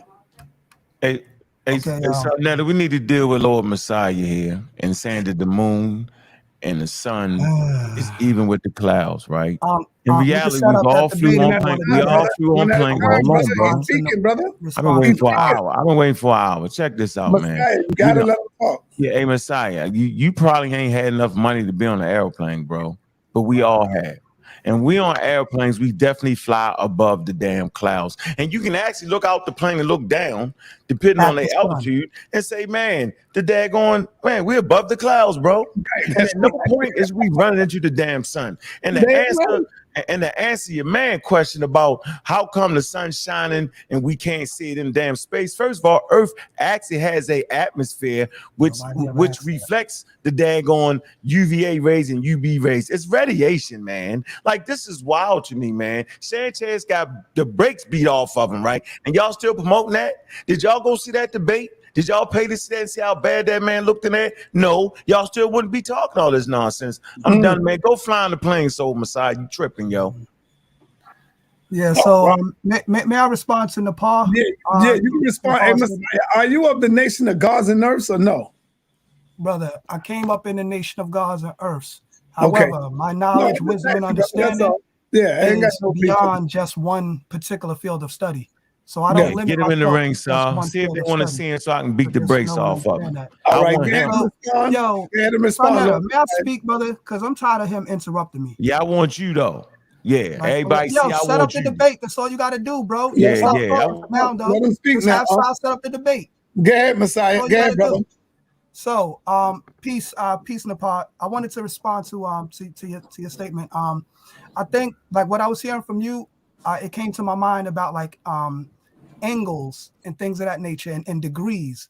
So, when you're dealing with a triangle, they say a triangle is 180 degrees. A square can be 360, although it's 4 right angles.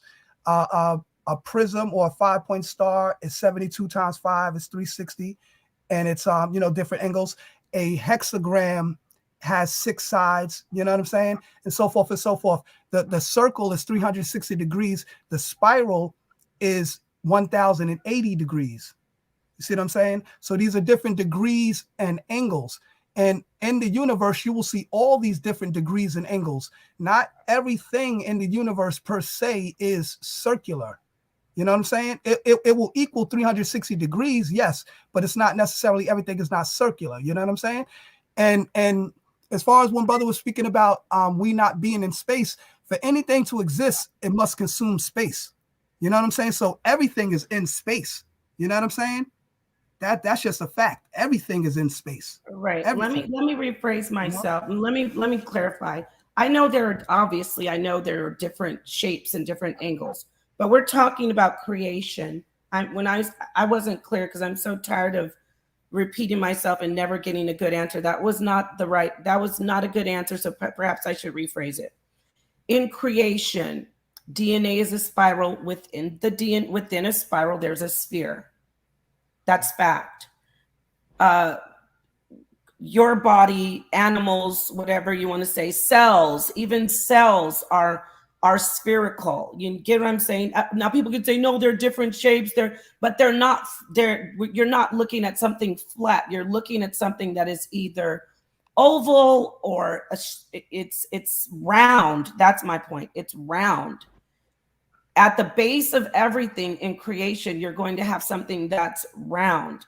It's not going to be asymmetrical where there's just a flat bottom and it's a hemisphere. It's just half of a sphere.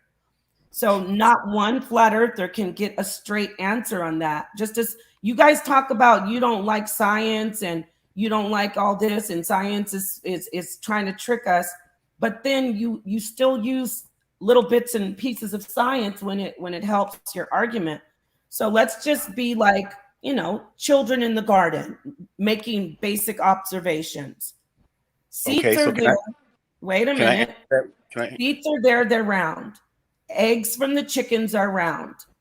What else? We'll throw it out there. Oh, water droplets are round. Anything within a spiral, which DNA is a creation, part of our creation at our core, it's round. So why do you want the earth to be flat? Okay, so I'm gonna get through this really quick. All of those things that you were naming are round. We can see that they're round, and we can actually measure how big an egg is. So my question is, Queen, what experiment can you do to prove that the earth is curving into a sphere and is round like a sphere? There's a difference between being round and a sphere. Like I have a round kitchen table. That doesn't mean that it's a sphere. So people are saying like the sun is a sphere. It's like, no, the moon. I'm like, have you ever seen the other side of the moon? And we haven't. Spherical. But I didn't interrupt you. I wasn't interrupting, really. I'm just saying, I was saying spherical, not flat, okay. Round, spherical. Okay, so I guess my question is, all of those things that you named, yes, we can see and we can prove that they are. So you just want me to believe that the earth is also round in a sphere because of a raindrop, and especially now what I know about water, when water won't behave that way, when nobody can prove large bodies of water can curve into a sphere, let alone spin at 1,000 miles per hour and maintain a spherical shape. So to answer your question, Queen, you need to actually be giving the experiment that proves that the earth is this round sphere that you believe in. Now, can you do that? Yes, let me answer you. Because of what you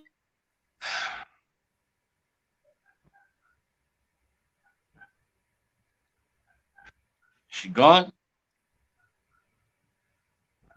Nepal, you went off. Nepal, you on mute.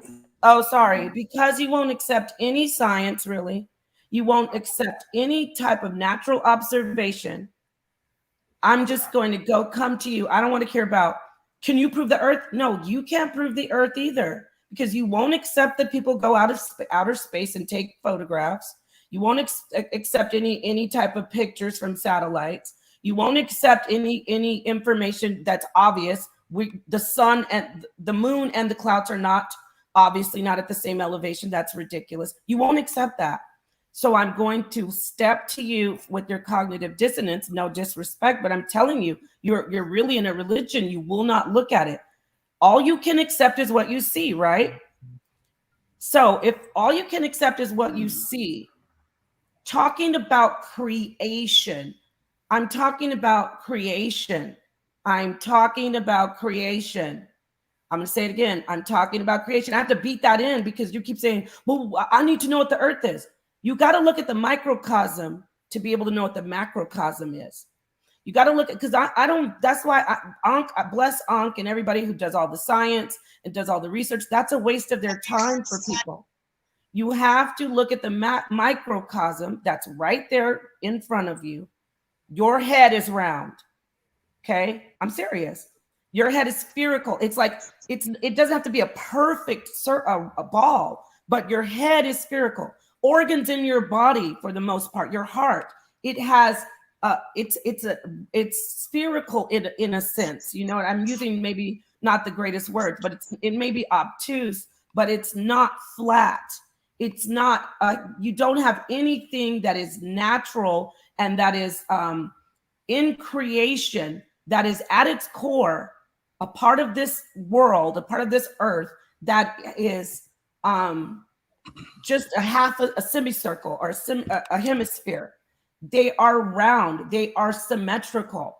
When I say round, I mean spherical. You don't have a dome on the top and then a flat part at the bottom. That's not natural. So I'm challenging all of you. I know it hurts. Break this program. You have to look at your natural world around you and say, well, damn, seeds are spherical. Eggs are spherical. My head is spherical. A water droplet is spherical. Why the hell do I want the earth to be flat? That's all. Right. All right. Hold on.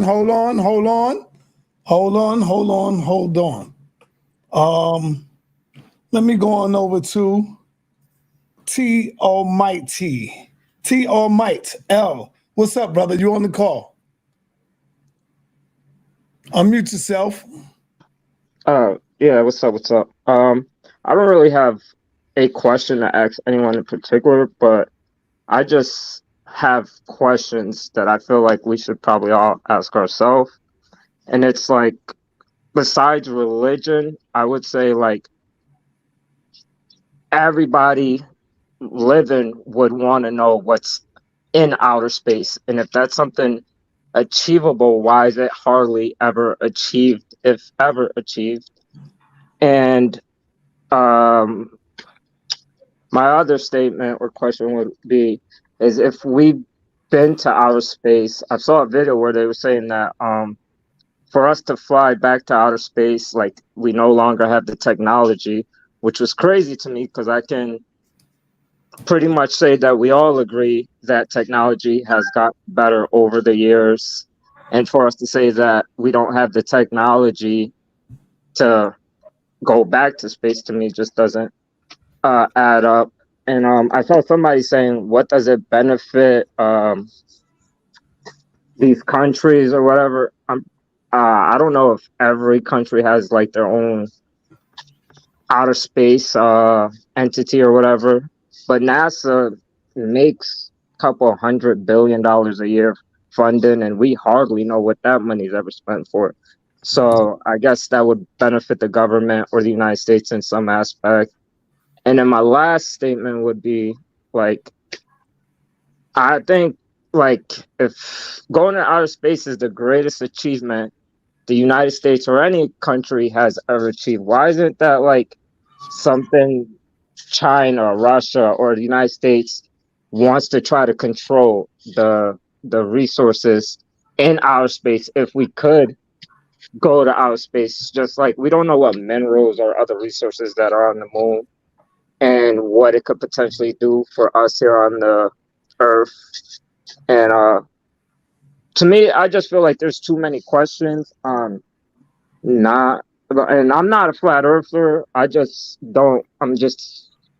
puzzles me why I like all these questions. And it's like, just for those that ever been to the moon, like, why is it that anyone have taken a photo or a video saying I'm in outer space? And I know someone's gonna say, "Oh, go on NASA. They got like," to me, and I know someone's gonna say, "Oh, the Earth is too big for us to see it." So how is it that we have anything to even photograph to show that the Earth is circular?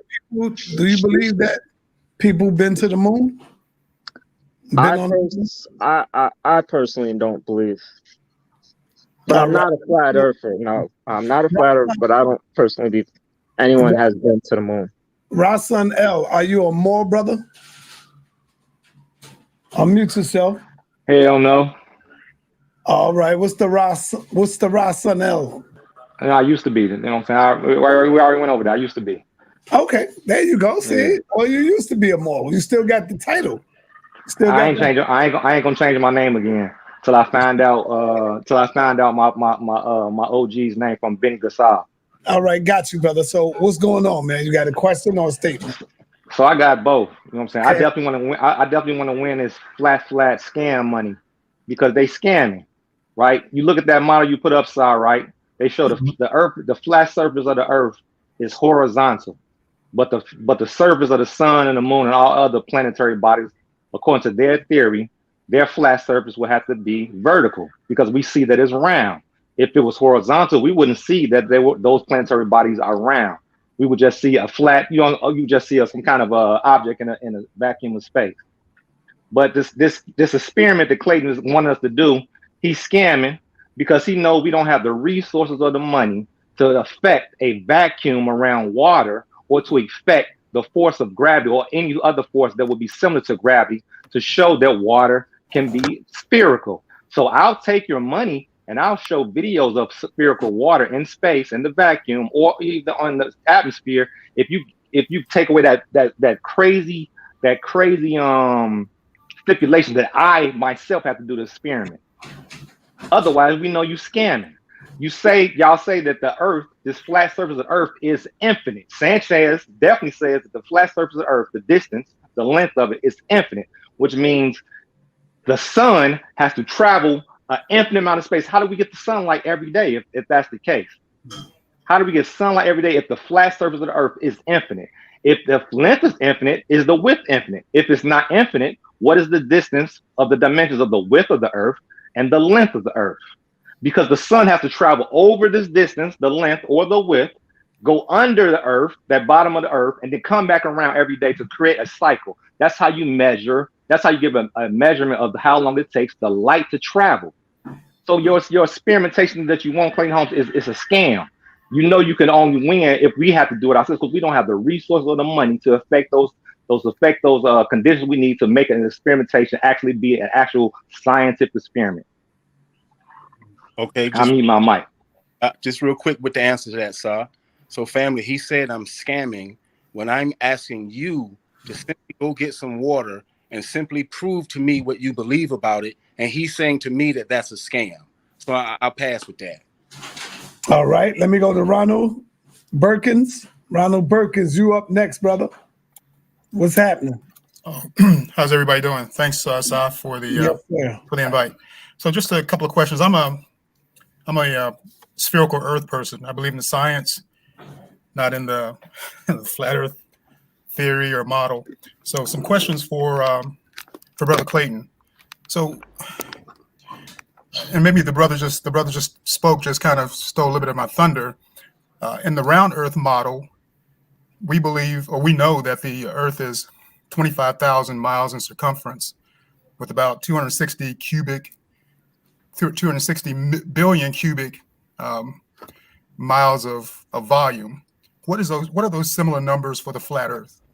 I'm not sure, my brother, and you're spewing indoctrination to me off. Well, no, I'm not. I'm talking from my model. I want to know it from your model. And the reason for that is because the Earth is roughly, based on my model, the Earth is roughly 21 million times bigger than I am. That's why it looks flat to us. It's all about perspective. Now I'm trying to figure out from your model, what are the dimensions? What's the volume? What's the width, length, breadth?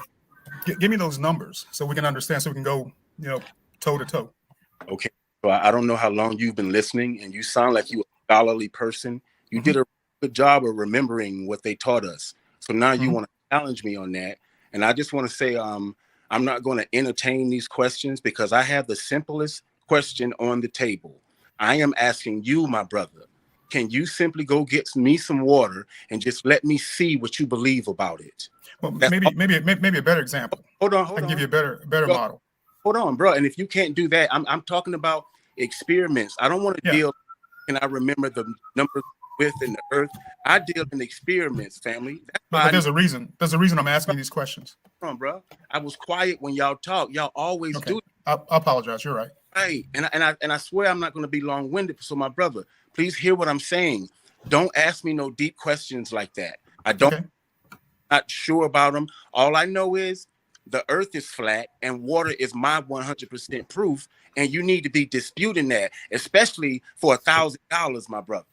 But that's the reason I'm asking these questions. All right. Hey, Ronald. Yes. I would say direct your questions to Lord Messiah. He is also a flat earthling.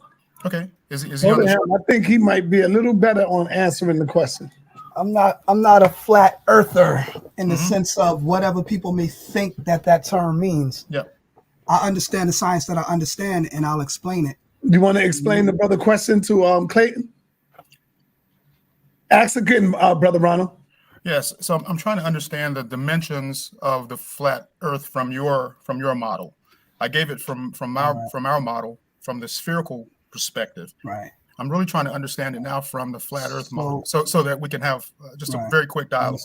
So due to my understanding, what I think is that the Earth, like I said, it has it's round in its circumference. Okay. Not like in a spherical or circular type way, but it's round in circumference and flat on its surface. See what I'm saying? So the surface of the Earth is flat. You know what I'm saying?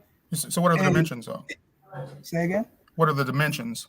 What are the dimensions? So then I would bear witness what you just said, approximately 25,000 miles in circumference. Okay. And then I would bear witness that the radius or the diameter of that would be 7,926 miles, which would make the diameter would be 7,926 miles, which would make the radius, which is half of that, 3,963 miles. So the core of the Earth will be approximately 4,000 miles away from the surface. So you're basically saying that it's roughly the same dimensions as my model then? That's what you're saying? Because we believe that the diameter is 8,000, radius is 4,000, circumference is 25,000. So approximately right there. Like I ain't gonna argue. Well, no, I'm right. You're right. Exactly. No, it's not an argument. I'm just trying to understand, trying to get some understanding. So if that's the case, then the ratio of say take a 6-foot man, put him on my model, it's gonna be 22 million times bigger than I am. Say if I'm a 6-foot man, it's gonna be the same thing on your model too, and that's why it looks flat. If you take the basketball model again, everybody's always saying the flat earthers say, well, you look at a basketball, it's down a basketball. There's no way it looks round. Yeah, of course, because we're that much bigger than a basketball. But if you take a microbe and you put the microbe on the basketball, then it's gonna look flat to that microbe because the scaling is correct at that point. That's why the Earth looks apparently flat to us as human beings. But if you change the perspective and you go up 200 miles where the space station is, then you can see the Earth in all of its roundness. You can see it rotating at 1,000 miles per hour. You can see all of these things happening based off of those types of technologies that we now have as human beings. Would you agree with that? The rotation of the Earth, the speed, I can't necessarily agree with, because like the brother did bring up a good point about the helicopter. If you go up in a helicopter and you just hover for say an hour or so, and then you come back down, if the Earth is rotating, you should not be land in the same spot that you hovered from. That's a good point. I mean, again, it's about the fact is that everything on the Earth or near the Earth is also rotating at the same speed as the Earth. So right now, while we're sitting in our homes and watching this wonderful show, we're also spinning at 1,000 miles an hour. We just don't feel it because of inertia. You just don't feel it. So a helicopter, a few hundred feet up, is still spinning at that same 1,000 miles an hour as the Earth is. So he's going to come down the same spot. So then that means that gravity wouldn't exist, because that means that everything that's moving in motion in the universe is defying gravity. No, that actually means that gravity does exist. No, it's the opposite of what you're saying. That means opposite. Because gravity, by definition, it says the force that pulls two objects toward each other. Yeah. So that means everything in the universe would be colliding. Like he mentioned with the eclipse, the sun and moon don't collide; they pass by each other. Yeah. But they don't collide. Now, due to gravity, if they came that close to each other, they should be sucked in together and collide. No, because so gravity is pulling you and me down because we're on the surface of the Earth. A helicopter, gravity is still pulling a helicopter also, except it's using lift to be able to defy gravity to a certain extent. But it's the motion of the helicopter itself in relationship to the Earth is still 1,000 miles an hour. It just proves the facts. It's not my theory; it's the facts, it's science. if I jump up in the air and I come back down, I should be in a different spot. If the Earth, no, you won't. No, you won't be in a different spot because, again, when you jump up in the air, you're still moving relative to the Earth at that 1,000 miles an hour. You'll be in the exact same spot. If you jump vertically up in the air. You ever been in a gravitron? What happens at the circus? You know, the machine. Yeah, I've been in like at the circus, the fairs and stuff. Yeah. These gravitrons. That's not gravity. That's centrifugal force that they're measuring. So if that was going on all day, that's the type of force that we give off in life in general. Centrifugal force is different than gravitational force. Yeah, exactly. So that's why It's inertia, we couldn't be going against with the atmosphere at that speed due to inertia. The atmosphere would be going against us, like, you know what I mean? But I ain't gonna go on that all day because I know we got other people. All right. Let me move on over to Brother Lai. Brother Lai, you on the call? Brother Lai. You don't hear me? Peace. Okay, peace everybody on the panel. Peace. Peace, brother. Peace. I mean, it seems like we're going around and around in circles in regards to this flat earth theory. First and foremost, let's just call it for what it is, the scientific word for it. It's called an obloid spheroid. Second of all, you're always talking about going to space, but we can't get to the depths of the ocean. It's just that simple. Are you making a comment to me or just making a general comment? A general comment in regards to this flat earth theory. And then they said the brother said he seen the ice wall. When he said that, he never disputed it. So evidently he did see it. If you saw the ice wall, brother, what did it look like?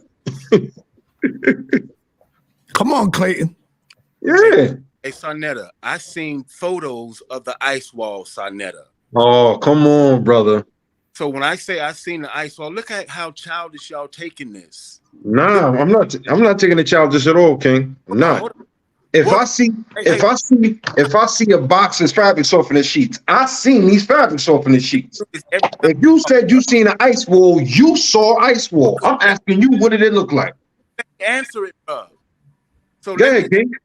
Let me clear up the confusion. And I hope Yes, sir. that's when I say yes, I've seen the ice wall. I've seen photos of it. That's what I mean when I seen the ice wall. But y'all want people to think that I actually flew and saw the ice wall. Stop it. And here's my last thing, Sonetta. What proof is anybody providing right now to prove anything with an experiment about please? He come with a theory attacking me. And what proof is anybody providing, Sonetta? Get out of sight. Them ice wall photos were Photoshop. And everybody talking over me. Them ice wall photos were Photoshop. All right. The brother that spoke, as you see, Sonnet, as always, I'll say something. I'm always still, quiet. I never spoke over you, brother. It wasn't me. I never spoke over you. If you said I saw pictures, we wouldn't even have this conversation. I just cleared that up, bro. Move on. But you didn't clear it up from when it came out your mouth the first time. Bro, move on. All right. Let's go. Revelation X. You on the call, brother. Thank you, sir. Peace to everybody on the panel. Brother Allah, assalamu alaikum aki. Wa alaikum salam rahmatullahi wa barakatuh. Oh, yes, sir. Okay, now this is for my brother. Oh man, I almost called you Cedric. What is your name, sir? I'm sorry. Brother Clayton. Okay, thank you, Brother Clayton. How you doing today, sir? You good, sir? Overall, I'm doing great, my brother. Okay, now Clayton, my question is for you, and it's actually about your question. So I'm really hoping that you give me an answer. But I just want you to walk with me a little bit because I understand what you were saying. You said and I did it. I took the water, I put it in a cup, not in a glass. And Clayton, you're right.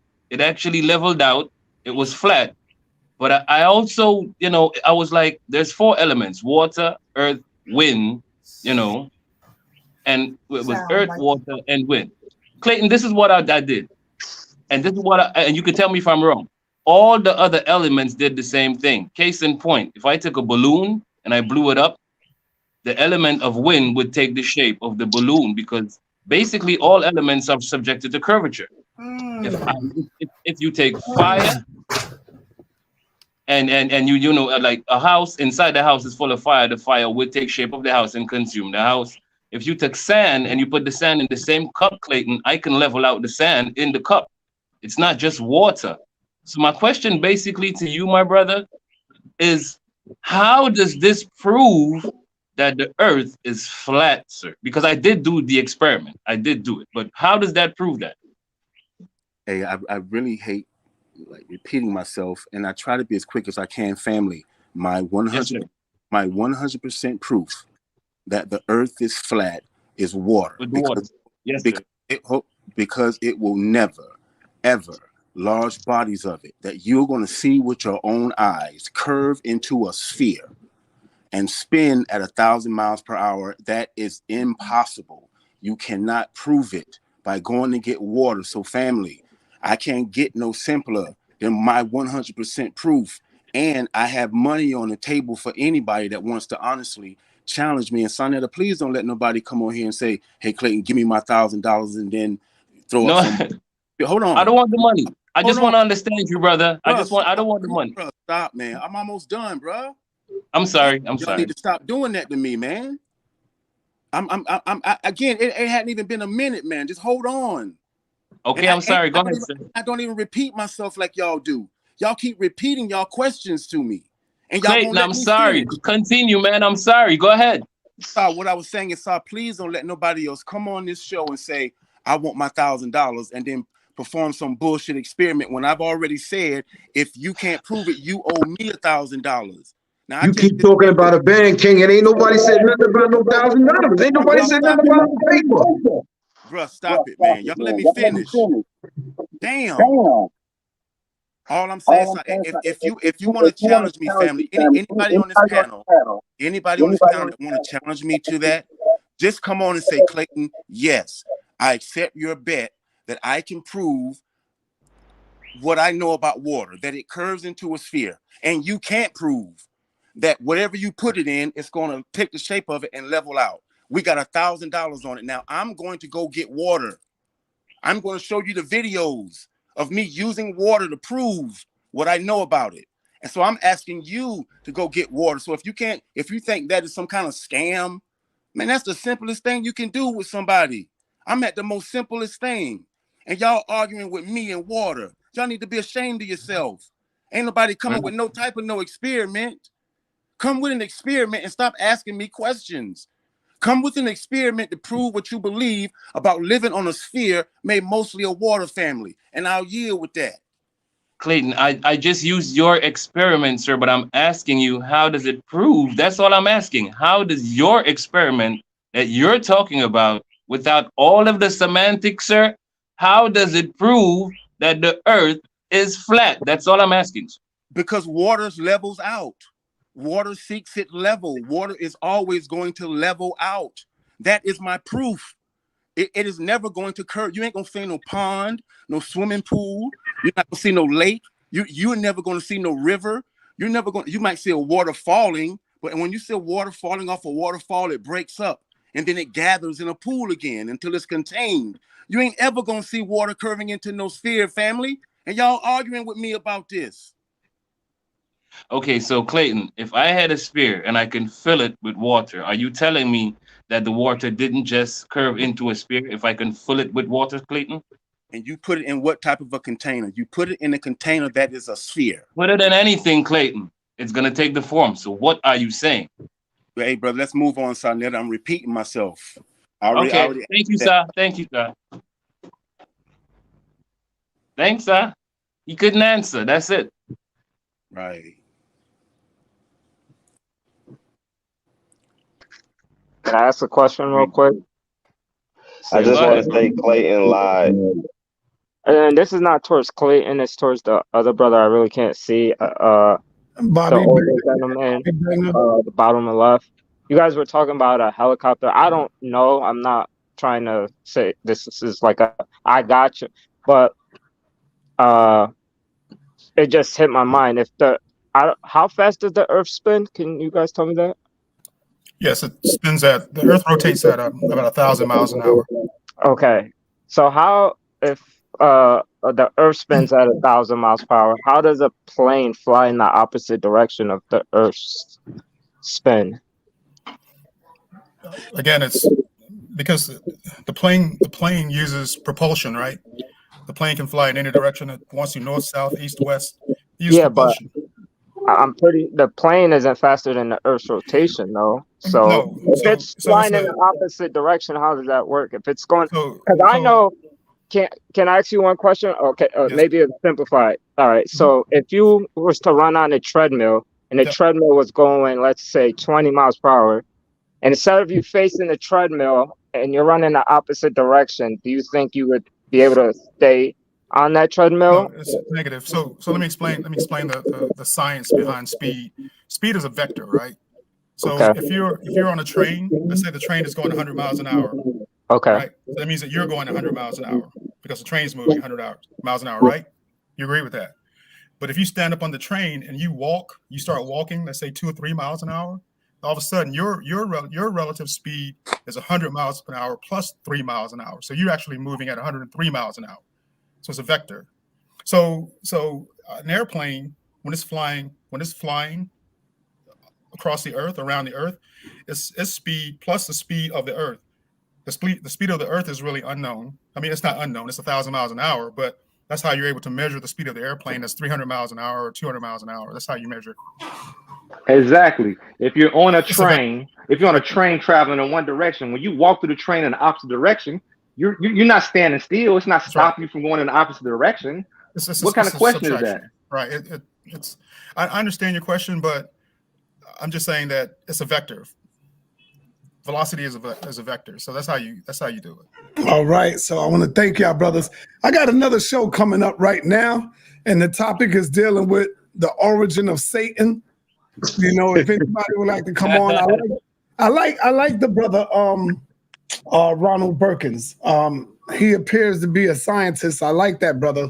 He brings some good questions and some answers. And if anybody would like to come on again and do their own show, hit me up, hit my email up, and let's get it in. This is what my brother Alkaline City have done. And so I got a show coming up. I interviewed him. He came, we met up, and the brother's going to be hey, man, he's going to be dealing with the brother Lon got me laughing, man.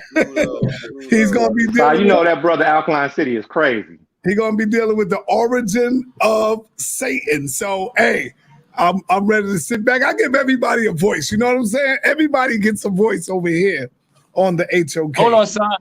I hope Alkaline is going to be doing the origin, son. Say that again. Alkaline City's doing the origin. Yes, Alkaline City is pretty good. I think you need to stay with the food. I'm saying when I say pretty good, I'm talking about when it comes to the health and stuff like that. Yeah, you know. Though, other than that. That one was good. That one was dope. Yeah. So we got Alkaline City. Let me see if he's ready because we can make that switch right over there. Hey, so I just want to point out that your boy Clayton just flat out lied. He went from saying he saw the ice wall to he saw pictures, and we know he ain't seen no pictures of the ice wall. They caught you, Clayton, with that one, man. You got where he seen pictures of the ice wall. Hey, so ask him how the ice wall hang around at the equator zone. Where he see the how is there ice wall in the equator zone on the planet? 5 minutes. All right, 5 minutes, man. I'm gonna send you the link. Hey, y'all got me. Y'all still got me. Y'all got the link will be in the chat. Damn right, we got you, Clayton. Clayton, you be lying. Y'all got me. Your experiment doesn't consider the other factors on Earth, though, like gravity and different things. So you know that the experiment, like bruh said, it makes no sense to ask for somebody to do that. Hey, my brother, my brother, how can you prove we live on a sphere made mostly of water? Can you simply do that for me and stop it? Hold on, bro, hush. Bro, hold on. Can you simply do something for me? Can you not read something from out a book that I believed in? Can you not give me a theory? Can you give me any type of experiment to prove that we live on a sphere made mostly of water spinning at 1,000 miles per hour? Can you do that for me? Yes, you can get in the airplane and fly in it. It'll show you that because they use a rotation from a spherical Earth. They have to use the rotation from a spherical Earth. That's your experiment. Yeah, that's your experience. You can do that yourself. You got enough money to buy a plane ticket right now and then go ask the pilot when you get on the plane, hey, Are you using a flat Earth diagram to fly this plane, or is it spherical? And watch what he tell you. Damn, good question. Good one, man. I love it. Anyway, peace and black power. Hey, film that, Clayton. Film that for sure, Clayton. Put that on camera. He did a Sorry, great can I job. ask one more question about the plane thing real quick? It's No. not even close enough. No. I tell you what, we moving over to the other Hey, channel. they gotta leave on a good note. Clayton, hold on. As soon as I y'all promise you, take less than 15 seconds. All right, let me get out. I gotta get y'all back. Y'all don't know how to hold y'all tongue, man. I'm telling y'all, I gotta move. I got to move. So listen, y'all, real quick. As soon as you X off of here, you can just click right back on, restart it, refresh your channel, your page, and we'll be up and live right over here. All right? Peace and black power, y'all. Got to end this one and restart a new one.